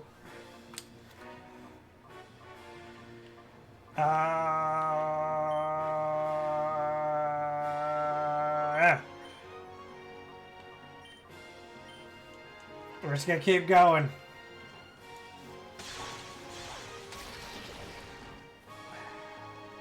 Get confused, bitch. Oh, shit. Oh, but that's gonna recoil you, though. Yeah, there we go. Christ. 2 double teaming bitches? Or 2, fucking double edge bitches? Alright.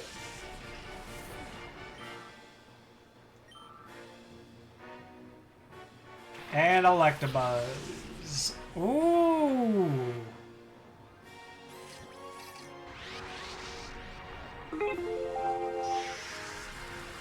Now this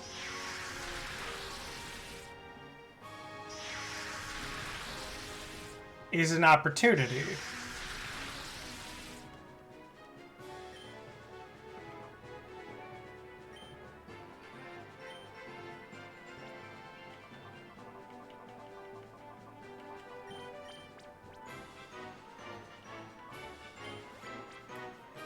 Let's make the most of it.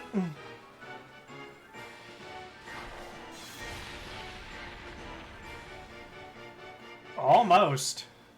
Yep, does affect you, bud. But it affects him. A lot. Ooh, the fucking Snorlax? What the fuck? Oh wow, that's a shadow? That could be trouble. Ooh, you missed, bitch. Uh-oh. Velfor's going down. Sorry, buddy. But we're bringing Fortescue back.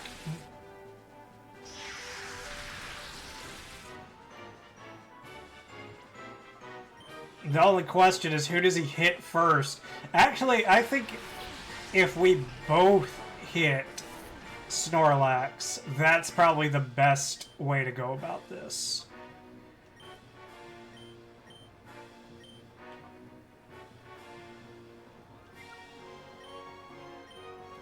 I think this is probably the best option. We'll see, though. Oh, Christ. That thing is a tank! So, are we gonna have to hit him with...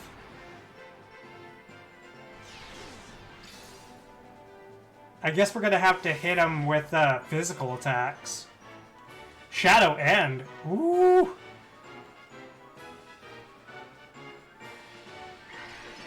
Oh, leftovers too. Okay. I'm gonna secure I'm gonna secure getting rid of Heracross, but let's see this. Whoo! Sheesh! Fucking Fortescue is like, man, bulk don't mean shit when you hit as hard as I do.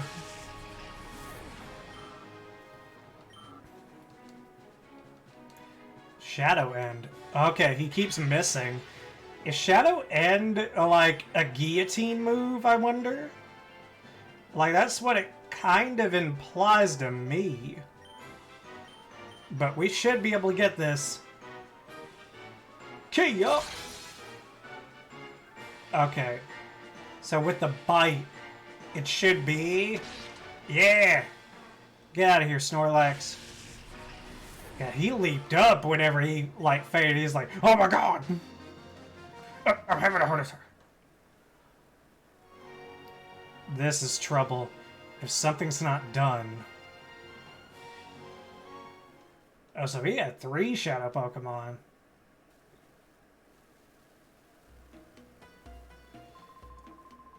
I realize now that I should have crushed you much earlier. This is out of my hands now. I must defer you to Master Greevil himself. But boy, don't you think this is over. I won't abandon my dreams.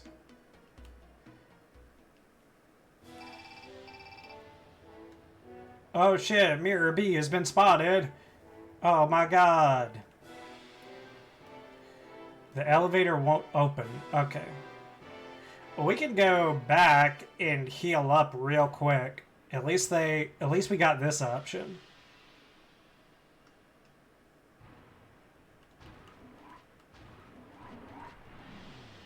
It's a little bit of a walk, but I think it's worth it. At this point, I know that we're going a bit longer in the stream, but the thing about it is that if we do another stream, then there's no, there's no real substance to it. If we're just sticking to a game at a time, like it'll be like 2 battles and then it'll be over.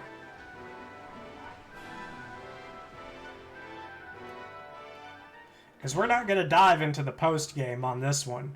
We only dove into this one to really justify Valefor's existence. Pretty much. So, here we go.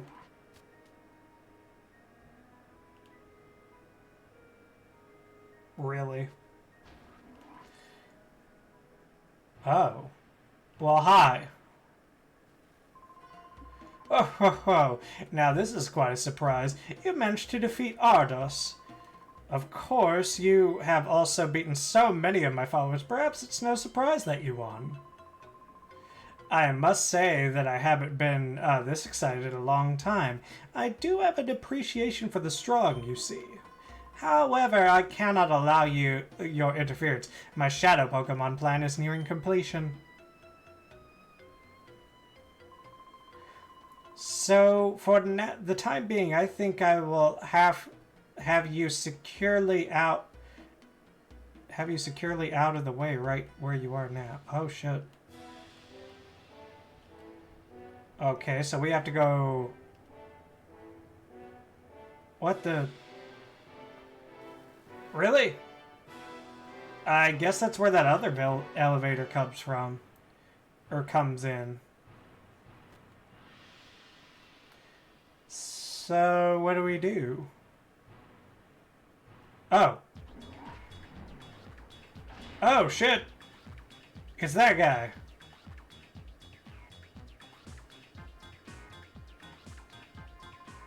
Yeah, it's me again, kid. You know, it makes me kind of happy to see you since, I've seen you so often. But by the way, you keep beating me, my cred keeps taking a beating. So, Master Greevil gave me this one last chance to redeem myself. But this is it. If I lose this one, there's no tomorrow. Here goes! Well, hope you're ready for no tomorrow. You're the one who put yourself in this situation. And Ursaring, okay. So we got some Johto boys against some Johto boys.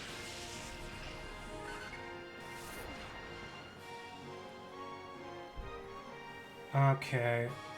Yeah, I think this combo ought to work for right now.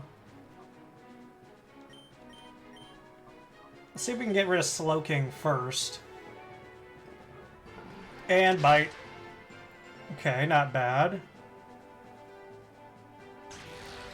Maybe we'll get a flinch or special defense down. Okay, so he is kind of bulky. So special defense is down. Do we get a flinch, though? That's the question. Ice beam. Nope, no flinch. Uh-oh. Oh. Dang, Valfor tanked a ice beam from a fucking Slow King. I think that's impressive.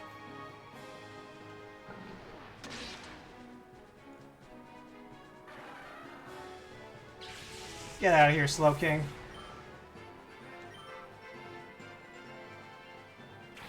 Aggron, oh shit. We're gonna have to switch in a second. See if we can get the flinch on Ursa Ring, though, before we make our way out. Flinch, fuck yeah. Okay. So, I think...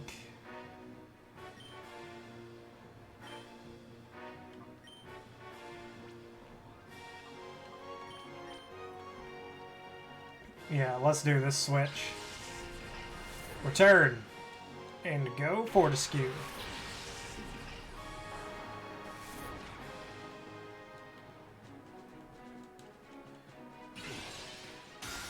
Boom. Okay, not bad. Still not a KO, but still not bad either. Like, I'll take that.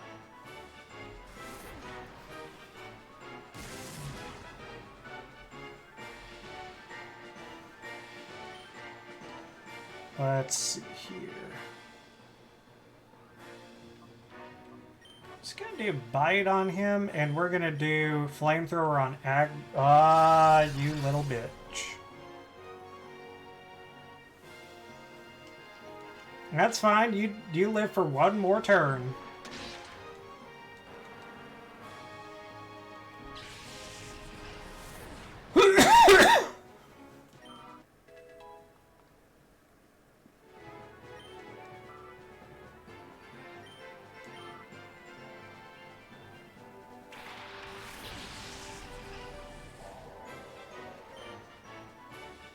Alright.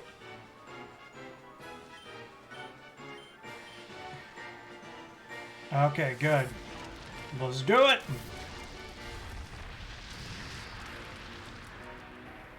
Not bad. And that was normal effective. I think the ground type and Aggron kind of mitigated a little bit of it. Okay, there we go. Yeah, Velfor caught up. That's good. Poliwrath, uh-oh. We're in a bit of a situation. So, I guess the only thing that we can do is just hit the shit out of them. Uh-oh. Ooh, that hurts. That hurts a bit.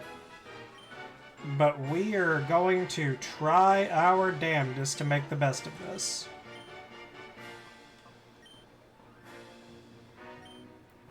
Let's split up attacks. Boom! Okay, not bad.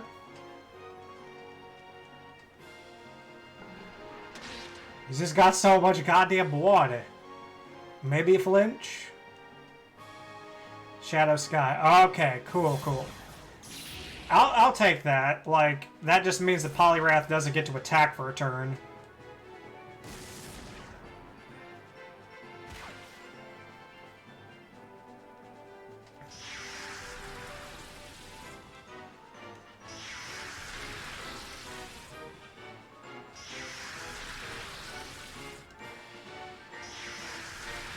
Okay, I think we got both of them.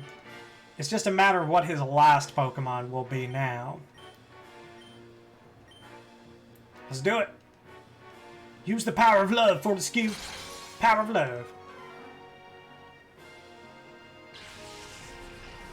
Yeah, that's what all that flexing gets you. Mr. Mime. Okay. That's not terrible.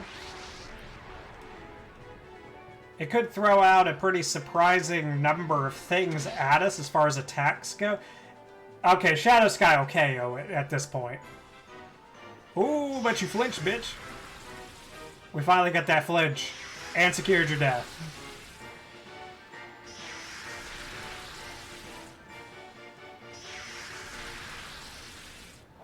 Get out of here, Walrein. So what was that about this being your last chance, Mr. Whatever the fuck your name is that I totally forgot? Time for double bites. Twin bites. If they don't kill you, probably both of them will make you flinch.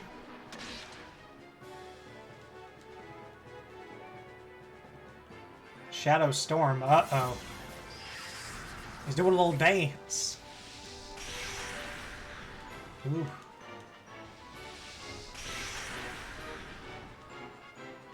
Uh-oh.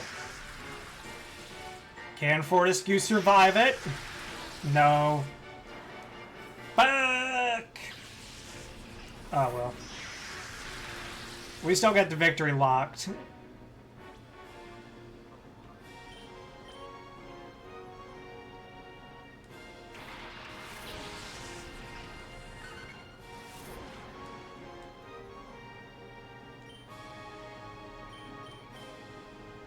And yeah, let's do it. Gotcha. Get out of here.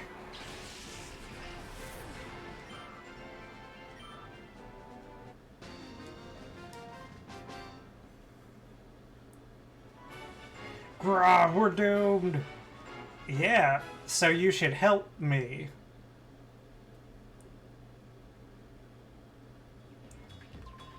Blah, that was the very last chance Mr. Grievo gave me. I'm gonna keep losing to some kid over and over again. If there were a tree, I'd climb it to get away from all this. What the hell do we do now? Or maybe we go down that way.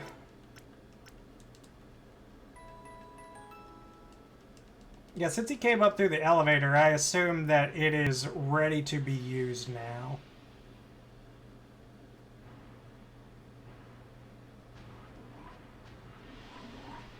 Okay, so there's gonna be more. Okay. So who's waiting for me here? You, won't quit being a pest, will you? Nope. My guess is that I wind up, like, right in the middle, like, of their little base. Glalie and Ampharos. Too good to Pokemon.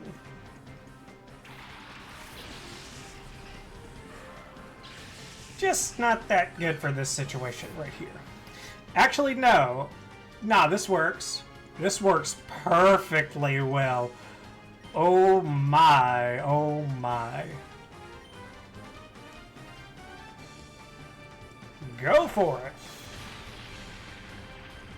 Yep, had a feeling.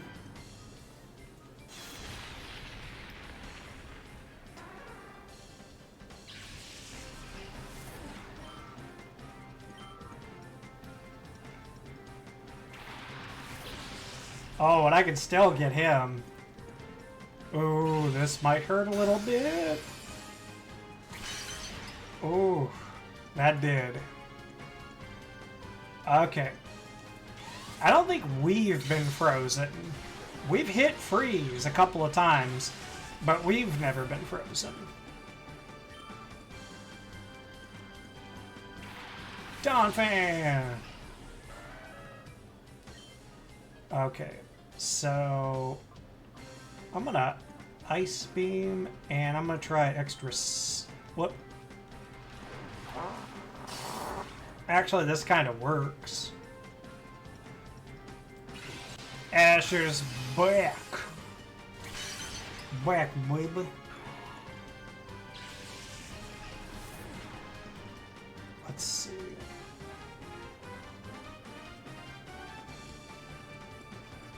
Okay. I was making sure that, like, the actual chat box was up. Or wait, what the fuck? Hold up. How the... What the hell?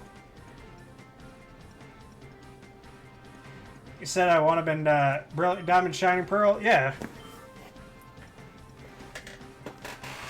Let me grab my game so that I can actually do this.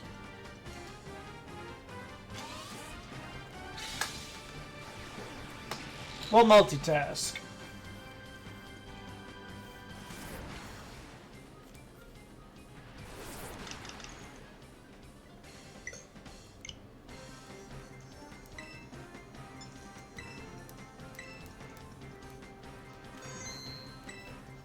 Okay.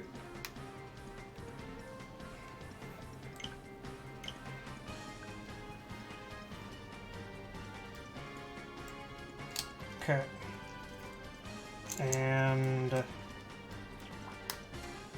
whoop. Not that one. So many games. So many games. So little time. Okay. There we go.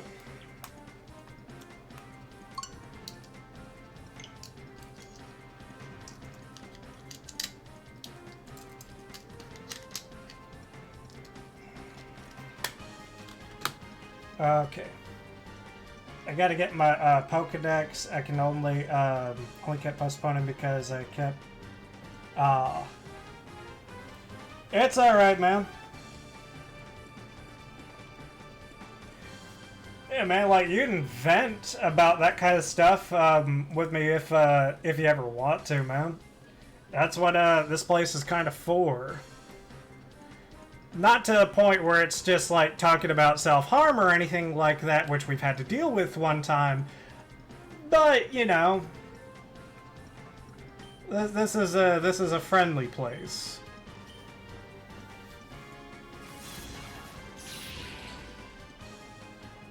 But yeah, I didn't ever really have any kind of doubt whether or not you would do it. It would just be a matter of when. Can't really help if you're going through stuff or anything like that.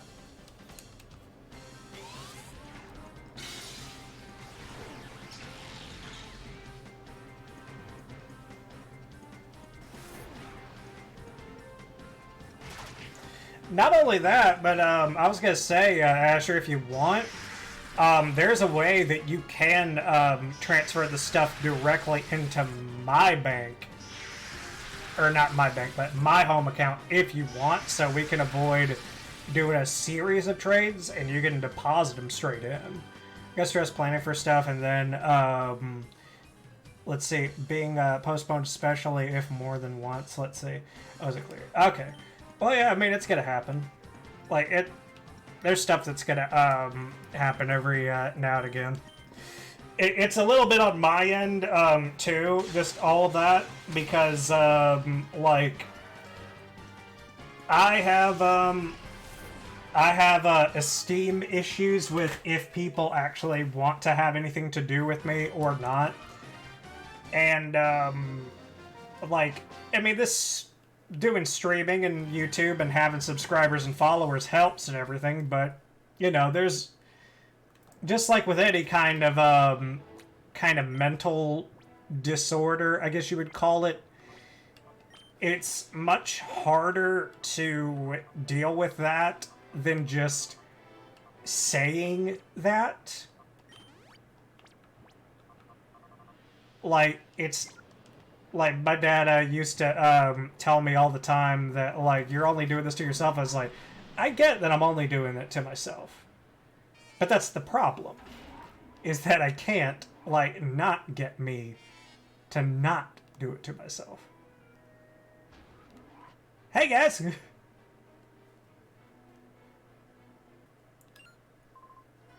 Eldest! Sir.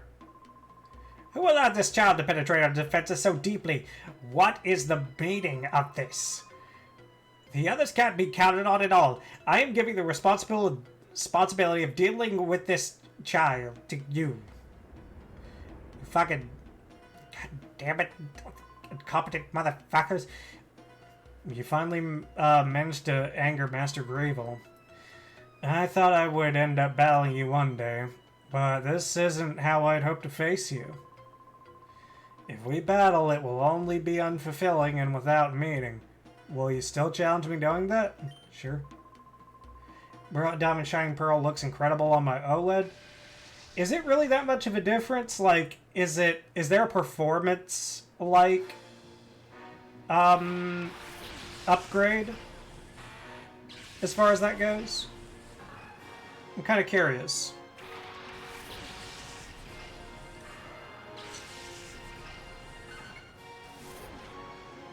Or do things look crisper or like a little bit better, like less pixelated? Like, I'm not sure what the actual upgrade would be, I guess is what I'm saying.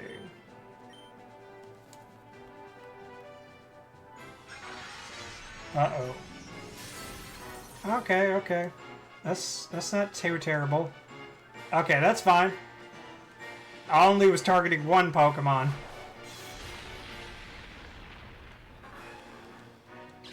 Get out of here, Manitrick. Man, you a trick, Manitrick.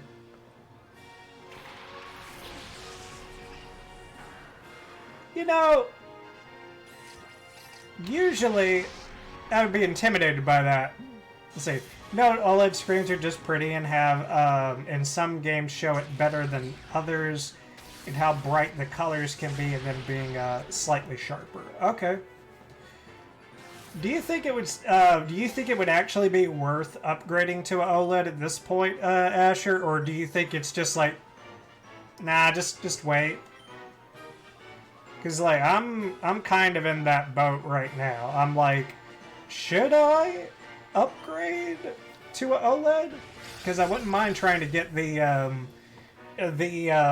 Scarlet and Violet edition of the OLED. Because I've had a good time with the games.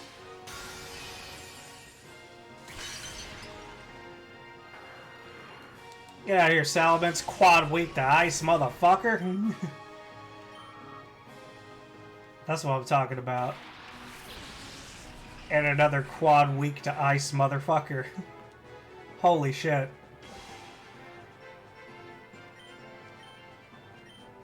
Let's just keep this going. Oh, you're gonna use Aerial Ace? Oh my god, look at that.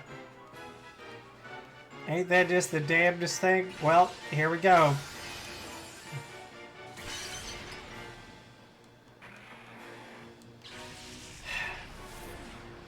Bye-bye, Salamence. You were a big help in the last game in particular. Marowak, fuck yeah. Ooh, Marowak could be nasty as fuck if he's got thick club. No, if you have a red box Switch or barely play handheld, but yes, if you don't have a Switch or your Switch is dying. Okay. I don't think mine's dying. I'm not aware of any kind of issues with it.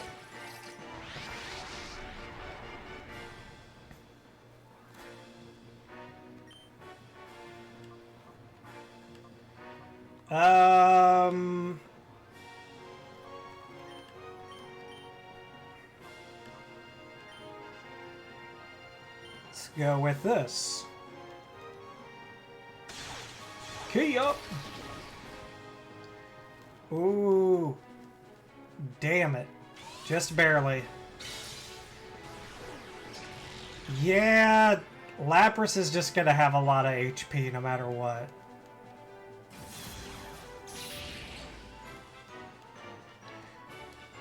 Ooh. He's trying.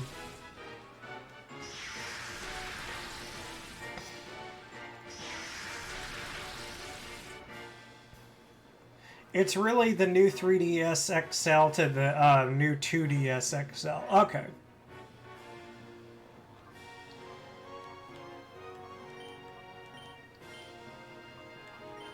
And besides, I do have a limited edition version of the Switch already. It's the Monster Hunter Rise Switch.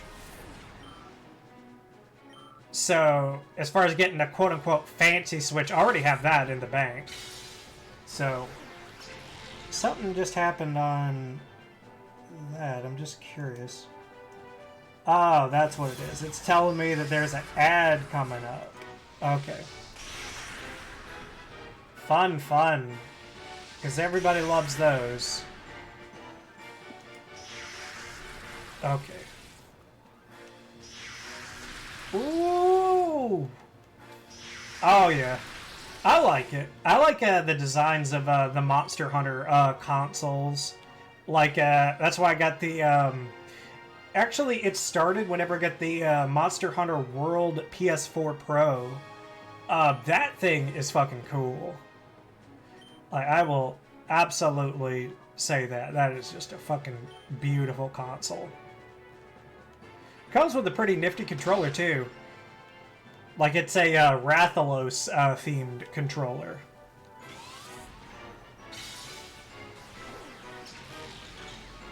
Can we get him to flinch? Oh.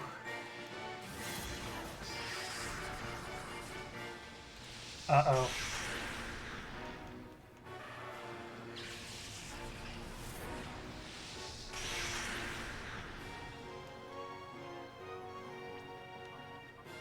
And they say that a hero can save us, not gonna stand there and wait. Here he comes. Personally, except Switch OLED, I don't buy Pro consoles. Yeah, there's not really much of a reason, not enough of a performance increase, I don't think, to really justify them.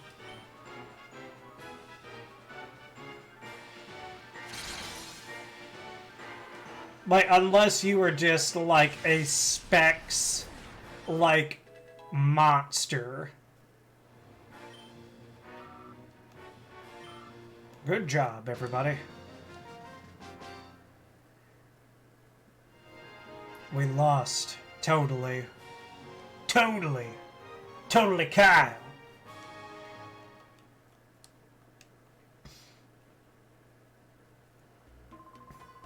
You are powerful. Much more powerful than I imagined. If you aim to stop our plan, then you should keep going. However, the Grandmaster's power is probably far greater than you can imagine. I doubt you will beat the man. He is much more willing to help, especially considering he just let down that glass door. So what's this chest? A max revive. Okay, that could be useful at the end. Because I don't have a limit for us to use for us using items or anything in this. Okay, so we need to get into that, but we will use this first. Doop doop doop doop doop doop. Here we go. It's on to the potential final battle. Possibly. Maybe. I don't know. It's why, for some godforsaken reason, we get a stronger Series X, a stronger PS5. I won't buy them. That's what, like, people are talking about is going to happen, and I'm just kind of like,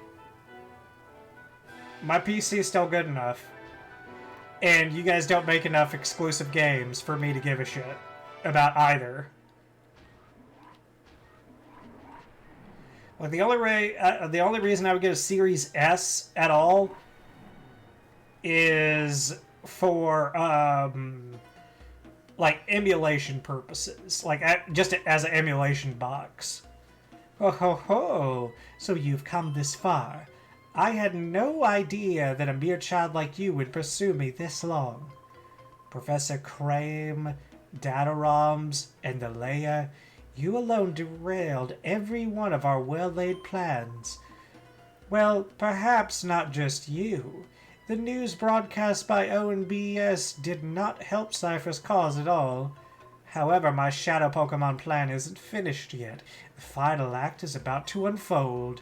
Having come this far, I think you've earned the right to know what I have planned. The creation of Shadow Pokemon that permanently resist purification. That was my first step.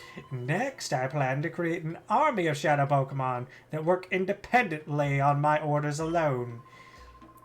When this second step is done, I will take over the world without having to rely on bothersome people. And now...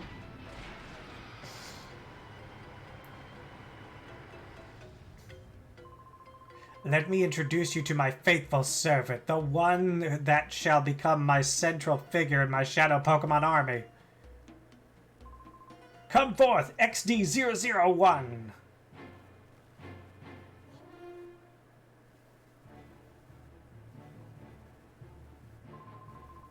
Codename XD001. Now freed from all adjustments, I present to you Shadow Lugia. This Lugia is the first of the Shadow Pokemon that cannot be purified. Now let us celebrate the completion of my Shadow Pokemon plan in advance. Fall prey to Shadow Lugia!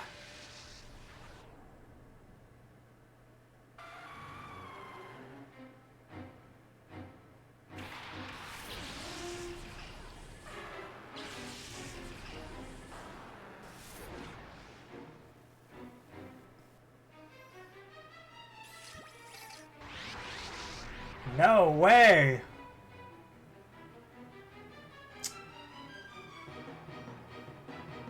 Fuck it.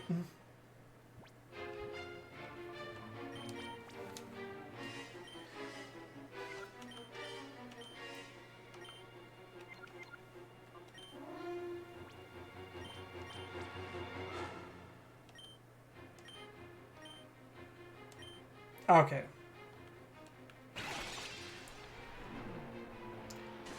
Fuck you, Greeble!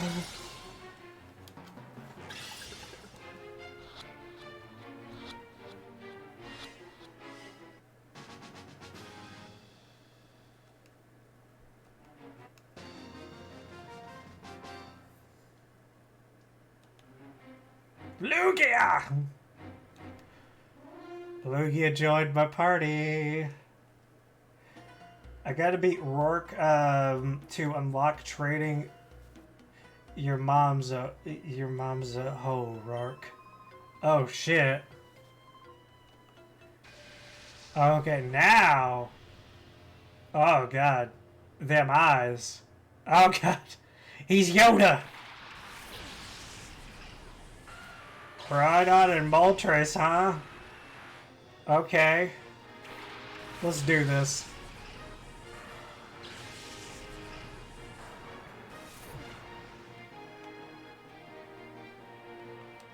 Every one of his Shadow Pokemon is a Shadow Pokemon.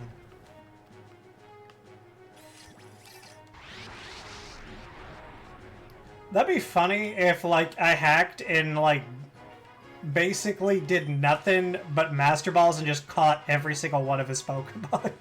That'd be such a dick move. I would love it, though. But nah, let's fight. I suppose so. The Mons are in home, by the way. Alright, cool, cool. There we go.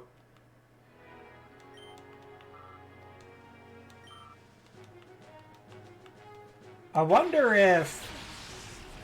oh, okay, okay, so we're still doing good. We can swap targets now. Shadow Fire. That's right, you're the only one that has that move. Okay. So we're gonna go with that, and then we're gonna go with that. It only takes 10 minutes, but I was hella busy. I got you, man. Just one of those things.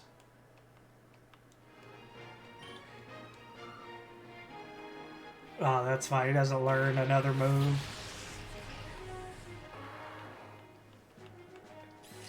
Let's see. Can we beat all of his party? Ooh, that's gonna hurt a little bit. But this might hurt him a little bit more.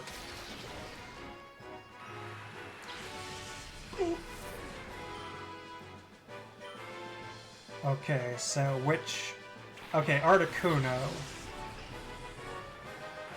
Articuno will probably have to get a little creative with. Or wait a minute, no. What am I saying? I'm fucking dumb. Hold on. What am I fucking talking about?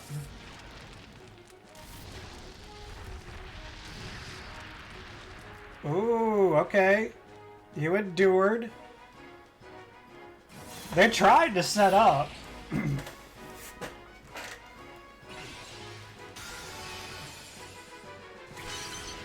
Let's hope for a freeze. Nope, Shadow Chill. Uh-oh. Who are they gonna aim for? They really want Freakzilla dead. And they're probably gonna get that wish. Probably.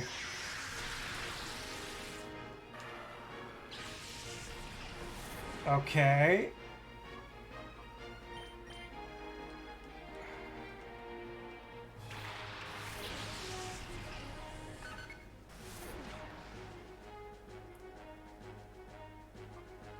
Alright, Velfor, you're gonna do me a favor and you're gonna make sure that we got a fighting chance.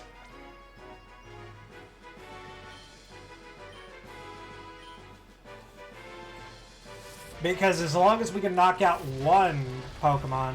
Uh-oh. What's up, Asher? It's raining hard. Oh, shit. Web's acting up.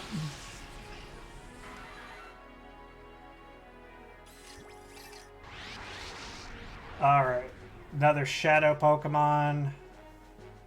Shadow Hold. Oh, okay, so you're just gonna make it to where I can't swap. That's fine.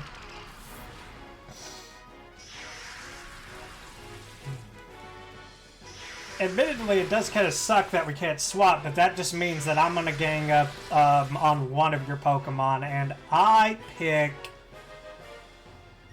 Zapdos.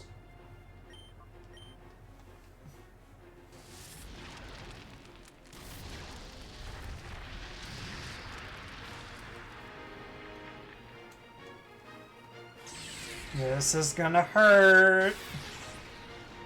It did. Uh-oh. Oh, shit, that's right. Oh, wait a minute. Come on, get him. Ooh, dicks.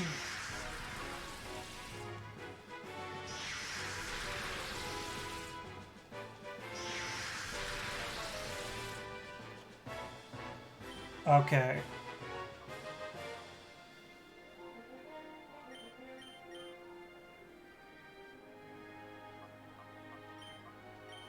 Let's do it. Get one out.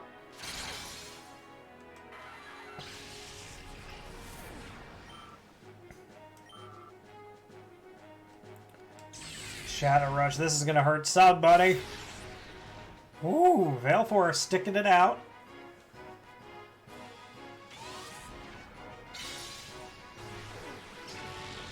All right.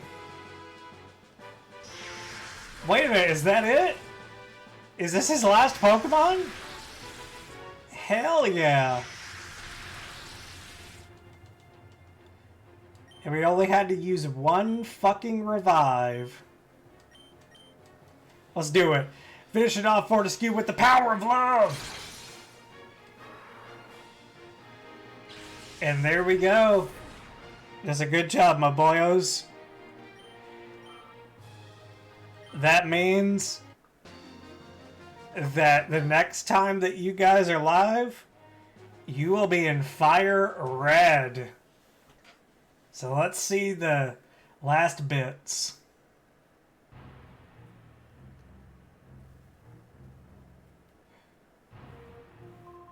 How? A mere child crushed my cherished plan. What? This can't be. It's your fault. I won't forgive. There's no forgiving you.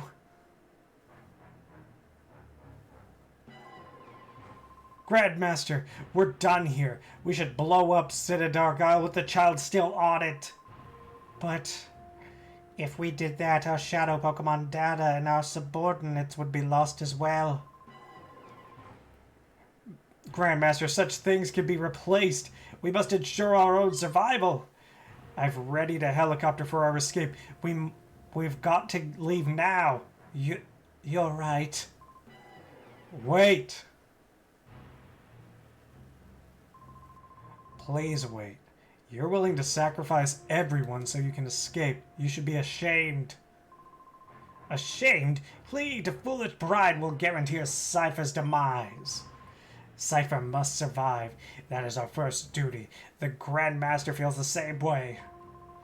Yes, for Cipher's sake, sacrifices must be endured. What are you saying? The Shadow Pokemon Factory's been destroyed. XD001 was defeated. Nothing remains of Cipher. Silence! Cipher will live forever! If only this child hadn't... Grandmaster, please give me the order to blow up City Dark Isle. Yes, it can't be helped. Don't begrudge us, child. Stop.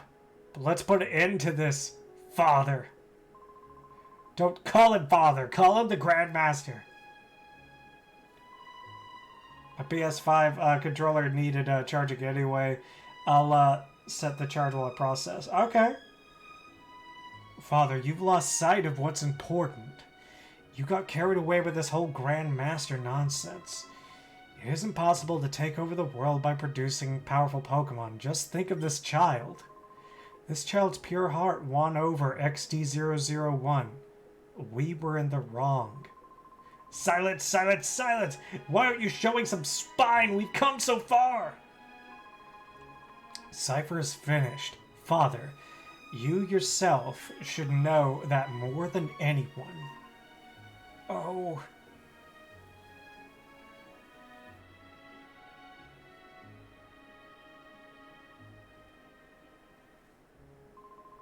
Now please, stand up. This is how it should be. The laws of the land will render judgment on what we have done. Oh, everything I did, all of it was a mistake. Thanks to your courage, we were finally able to wake from our nightmare. Thank you. You'll have nothing to fear from us ever. You should return home to your family. Let us meet again, too. The next time we battle, it won't be as mortal enemies. I will look forward to it.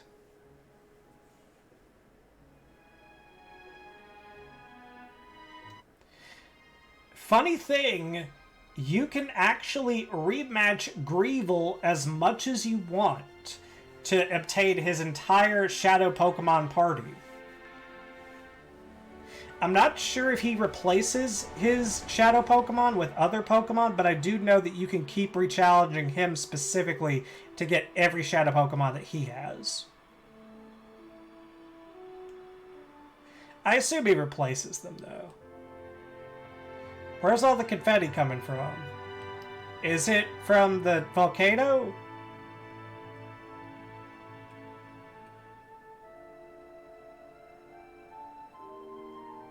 That FMV cutscene.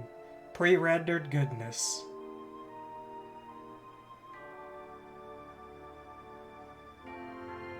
And just like that, the Shadow Pokemon threat came to an end. Yep. Let's save, I guess.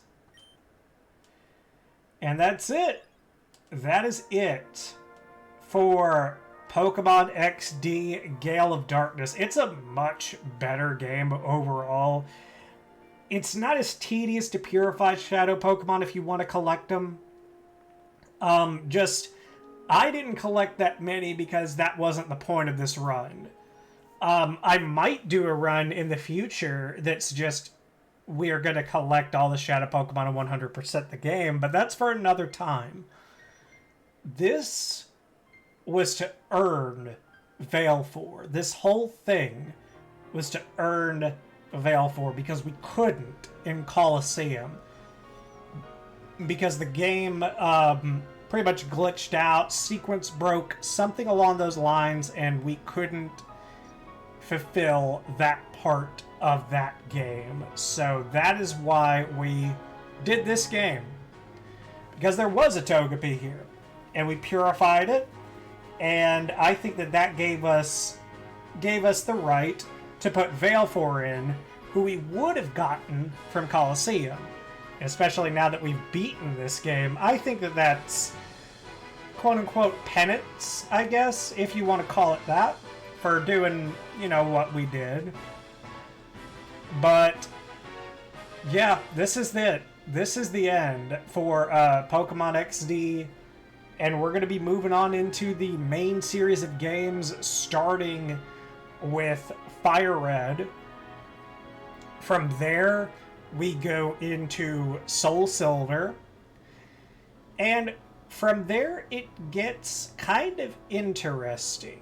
We could do a bunch of different possibilities, but I think as far as I think the actual game order is gonna be kind of how we go. So the next thing that we would do after Fire Red is we would do Soul Silver. After that, we resume the Black 2 challenge run that we were doing. We will actually have our versions that we have created from Colosseum to XD to Fire Red, Soul Silver, and we will take those versions into the Black 2 challenge run right from where we left off. After that, it's Pokemon X or Y. Then after that, it is Pokemon Alpha Sapphire or Omega Ruby. And after that, it is Ultra Sun or Ultra Moon. And then from there, we will be going into the Switch games, to which, unfortunately, there's not a way that we're going to be able to do the run the same way that we're going to be doing it through the rest of the games. Because, pretty much, we're resetting the Pokemon each time. For each run through each game. So, whenever we get into Fire Red, for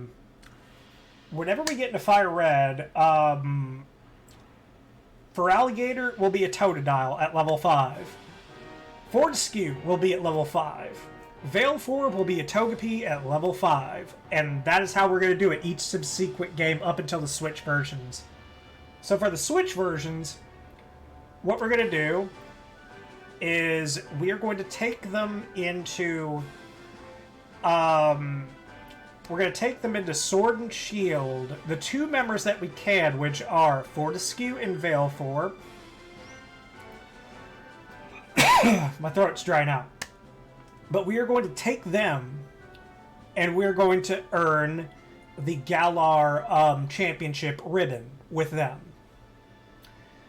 And then with Brilliant Diamond Shining Pearl, we will have the entire Trifecta together to do that. And what about Scarlet and Violet?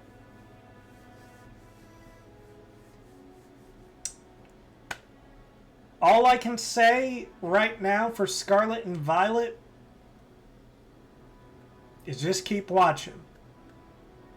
Because with the amount of shenanigans that I do, with the people that I'm able to work with as far as getting certain things done, all I will say is never say never. Pokemon does have time machines, time capsules. So maybe maybe something will happen. Is it going to be soon? Maybe. Will we wait all the way till the end? Maybe. It just really depends. But that's going to be it for this evening. Thank you to Asher, because Asher is going to help me secure the future of this entire run. And also Squiddy for hanging out for a pretty good bit. And also, I want to give a shout out to the Pokemon Collections Discord server. Because they have helped me now with the run. And I will go into that in probably actual video explaining what I mean by that, because they helped me with something that they really didn't have to. But I'll get to that in another time. And Asher, I will see you off stream. We'll get this done, and yeah, fun times ahead. Peace out.